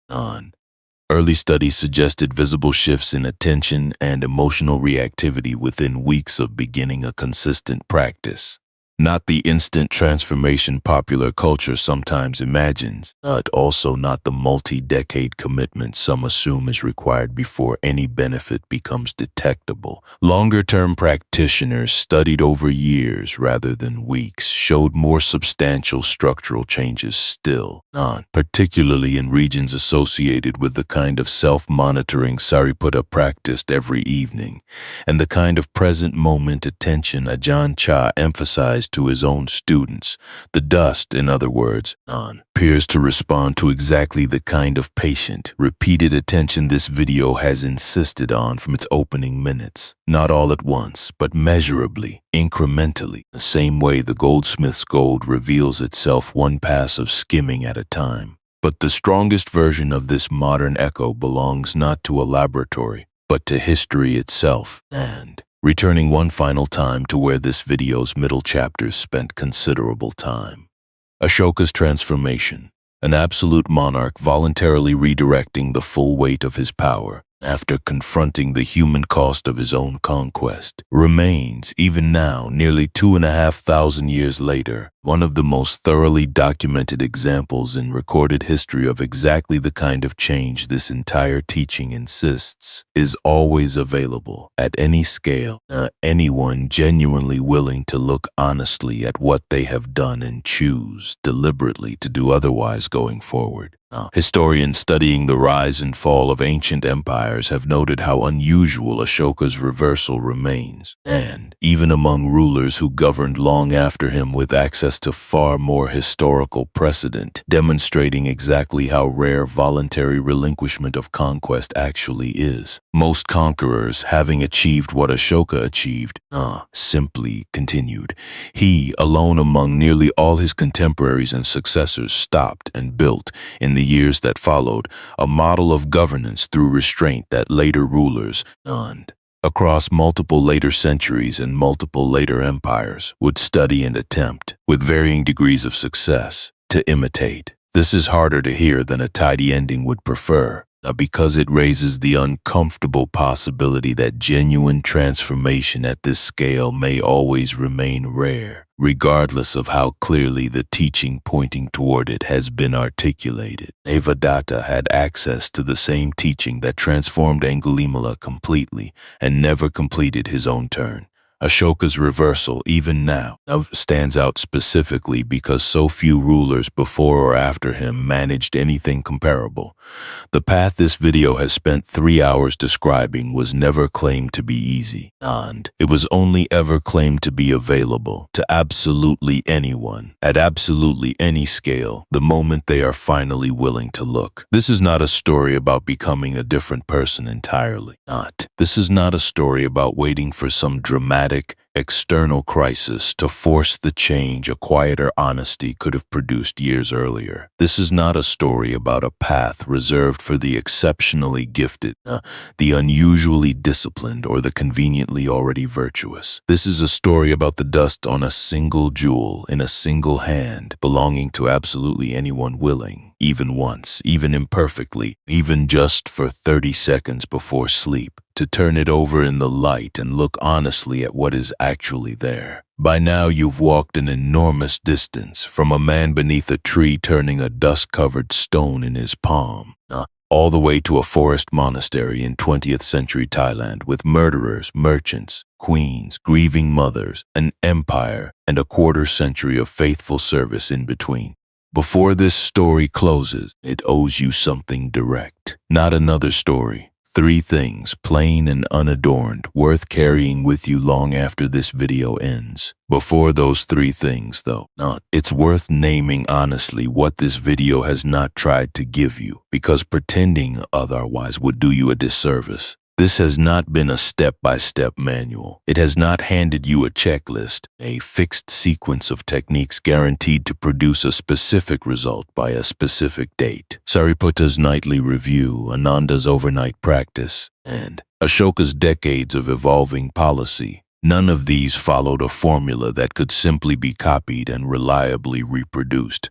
What they shared instead was something less mechanical and considerably more demanding. A willingness to keep looking honestly at whatever the looking revealed for as long as it took, without certainty about exactly when or how the dust would finally lift. Here's the first one, and it is, above everything else this video has tried to show you, the simplest factual claim underneath all of it. Practice was never about ritual, robes, or geography. A person can sit in a temple every single day, surrounded by every external marker of devotion available, and remain underneath all of it, exactly as gripped by greed, exactly as quick to anger, exactly as proud as they were before they ever walked through the door. And a person can live an entirely ordinary life. Paying bills, raising children, sitting in traffic, arguing occasionally with people they love, and be doing, in the middle of all that ordinary noise, the deepest work this entire tradition describes. Sita the householder proved this. Visakha proved it. Ajahn Chah taught it directly, not to students who would never set foot in a forest monastery for more than a brief retreat before returning to lives that looked, from the outside, almost nothing like his. The location was never the point. The looking was. Here's the second one, and it moves this teaching from something you have just watched happen to other people into something that has direct, immediate relevance to whatever you are carrying right now in your own life today. And whatever fault feels most stubborn to you, whatever specific shape your own dust currently takes, whether it looks more like Kima's vanity, or Anathapindika's grip, or the quieter, more deniable pride Upali's princes had to actively dismantle. The path forward was never sudden, and it was almost never comfortable. Sariputta needed 30 seconds every single night, repeated for years. Ashoka needed an inscription he could not stop revising even after the worst of his regret had already been carved into stone. Nanda needed 25 years of faithful service before a single unguarded moment finally completed what effort alone could not force. There is no version of this path that arrives instantly, fully formed, after a single video, however long that video happens to run. There is only ever the next 30 seconds of honest looking, repeated tomorrow and the day after that. Think specifically about which of these 13 stories you found yourself leaning toward as this video unfolded. Not the one that moved you most as drama, but the one that made you slightly uncomfortable. The one where some small part of you thought quietly, that sounds like me. That discomfort is not an accident, and it is not something to brush past on your way to the next video. It is information. Exactly the kind of information Sariputta spent his evenings deliberately searching for. If it was Kima's mirror, ask yourself honestly what you have built your own sense of worth upon, and whether that foundation is sturdier than hers turned out to be. If it was Anathapindika's grip, ask what specifically you have been holding more tightly than the situation actually requires. If it was the parents in the kitchen, catching themselves before the shout, ask where in your own life status quietly substitutes for genuine care. The specific answer matters less than the act of asking it honestly tonight, a way every person in this video eventually had to. And here is the third one, the one this entire story has been quietly building towards since its very first image, and the one most worth sitting with after this video ends and the screen goes dark. You are not the dust. Say that again, slowly, because it matters more than almost anything else in 3 hours of stories. Whatever you are most ashamed of, whatever flash of anger you wish you could take back, whatever moment of pettiness or pride or grasping still replays in your mind at the worst possible times, whatever loss you are still, even now, refusing fully to set down, none of it is the actual substance of who you are. It was never the actual substance of Angulimala, walking back toward villages that had every reason to throw stones at him. It was never the actual substance of Kima, once she finally let the mirror show her something true instead of something flattering. It was never the actual substance of a queen, a merchant, a barber, mother who would not stop searching for medicine that did not exist, or a king who carved his own worst chapter into stone specifically so it could never be quietly forgotten.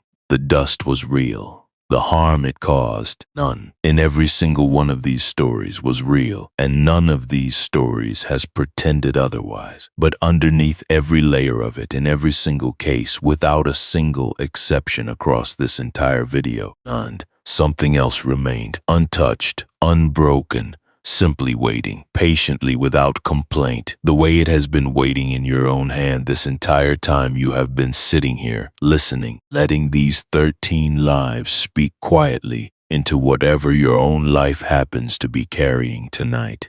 None of these 13 people knew, while they were living through the hardest parts of their own stories, how the story would eventually turn out. Angulimala, mid-sprint on that forest road, had no way of knowing the chase would end in ordination rather than one more death. Mahapajapati, not standing weeping outside a door for the third time, had no guarantee the door would ever open at all. Ananda, lying awake through an entire night of fruitless effort, had no assurance that the realization he was straining toward would arrive before morning or ever. Every single transformation this video has described looked, from the inside, while it was actually happening, considerably less certain than it looks now, told afterward with the ending already known.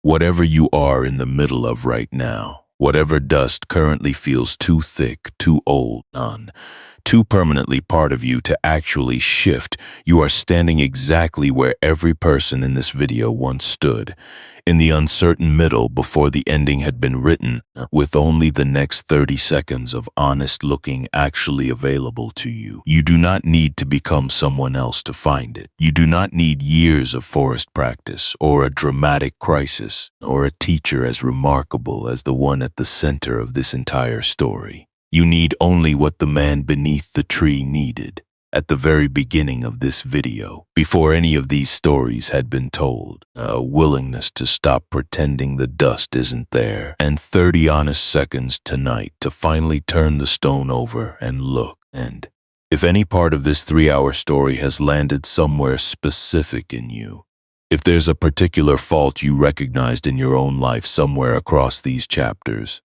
something this video gave you language for that you didn't quite have before, that recognition is worth more than anything else this video could offer you. And the subscribe button below helps this kind of long-form teaching find its way to more people standing exactly where you are standing right now. And before you go, I'd genuinely like to know, out of everything you just walked through, the man on the road, the queen and her mirror, the mother and her mustard seeds, the king and his stone inscription, a disciple who finally let go between sitting and lying down, which moment hit you hardest? Tell me below. I read every single one. The man beneath the tree, the one this entire story began with, closes his hand around the stone one final time. He still has not finished wiping away every grain of dust. He never fully will, not in a single sitting, not in a single lifetime of sittings. But the stone in his palm is not quite what it was when this video began. A little more of it catches the light now. A little more of what was always underneath has finally, quietly become visible. That is not an ending. It was never going to be an ending. It is simply where today's looking stops and where tomorrow's looking. Yours, whenever you choose to begin it, whenever you are ready, no sooner and no later than that, picks up exactly where his leaves off. The dust will still be there tomorrow morning, exactly as it was this morning, neither better nor worse for having been looked at honestly tonight. That is not discouraging news. It is simply how patient work actually works, one quiet, unglamorous pass at a time, for as long as it takes, for as many evenings as it takes, until one day, a little more of what was always underneath finally catches the light.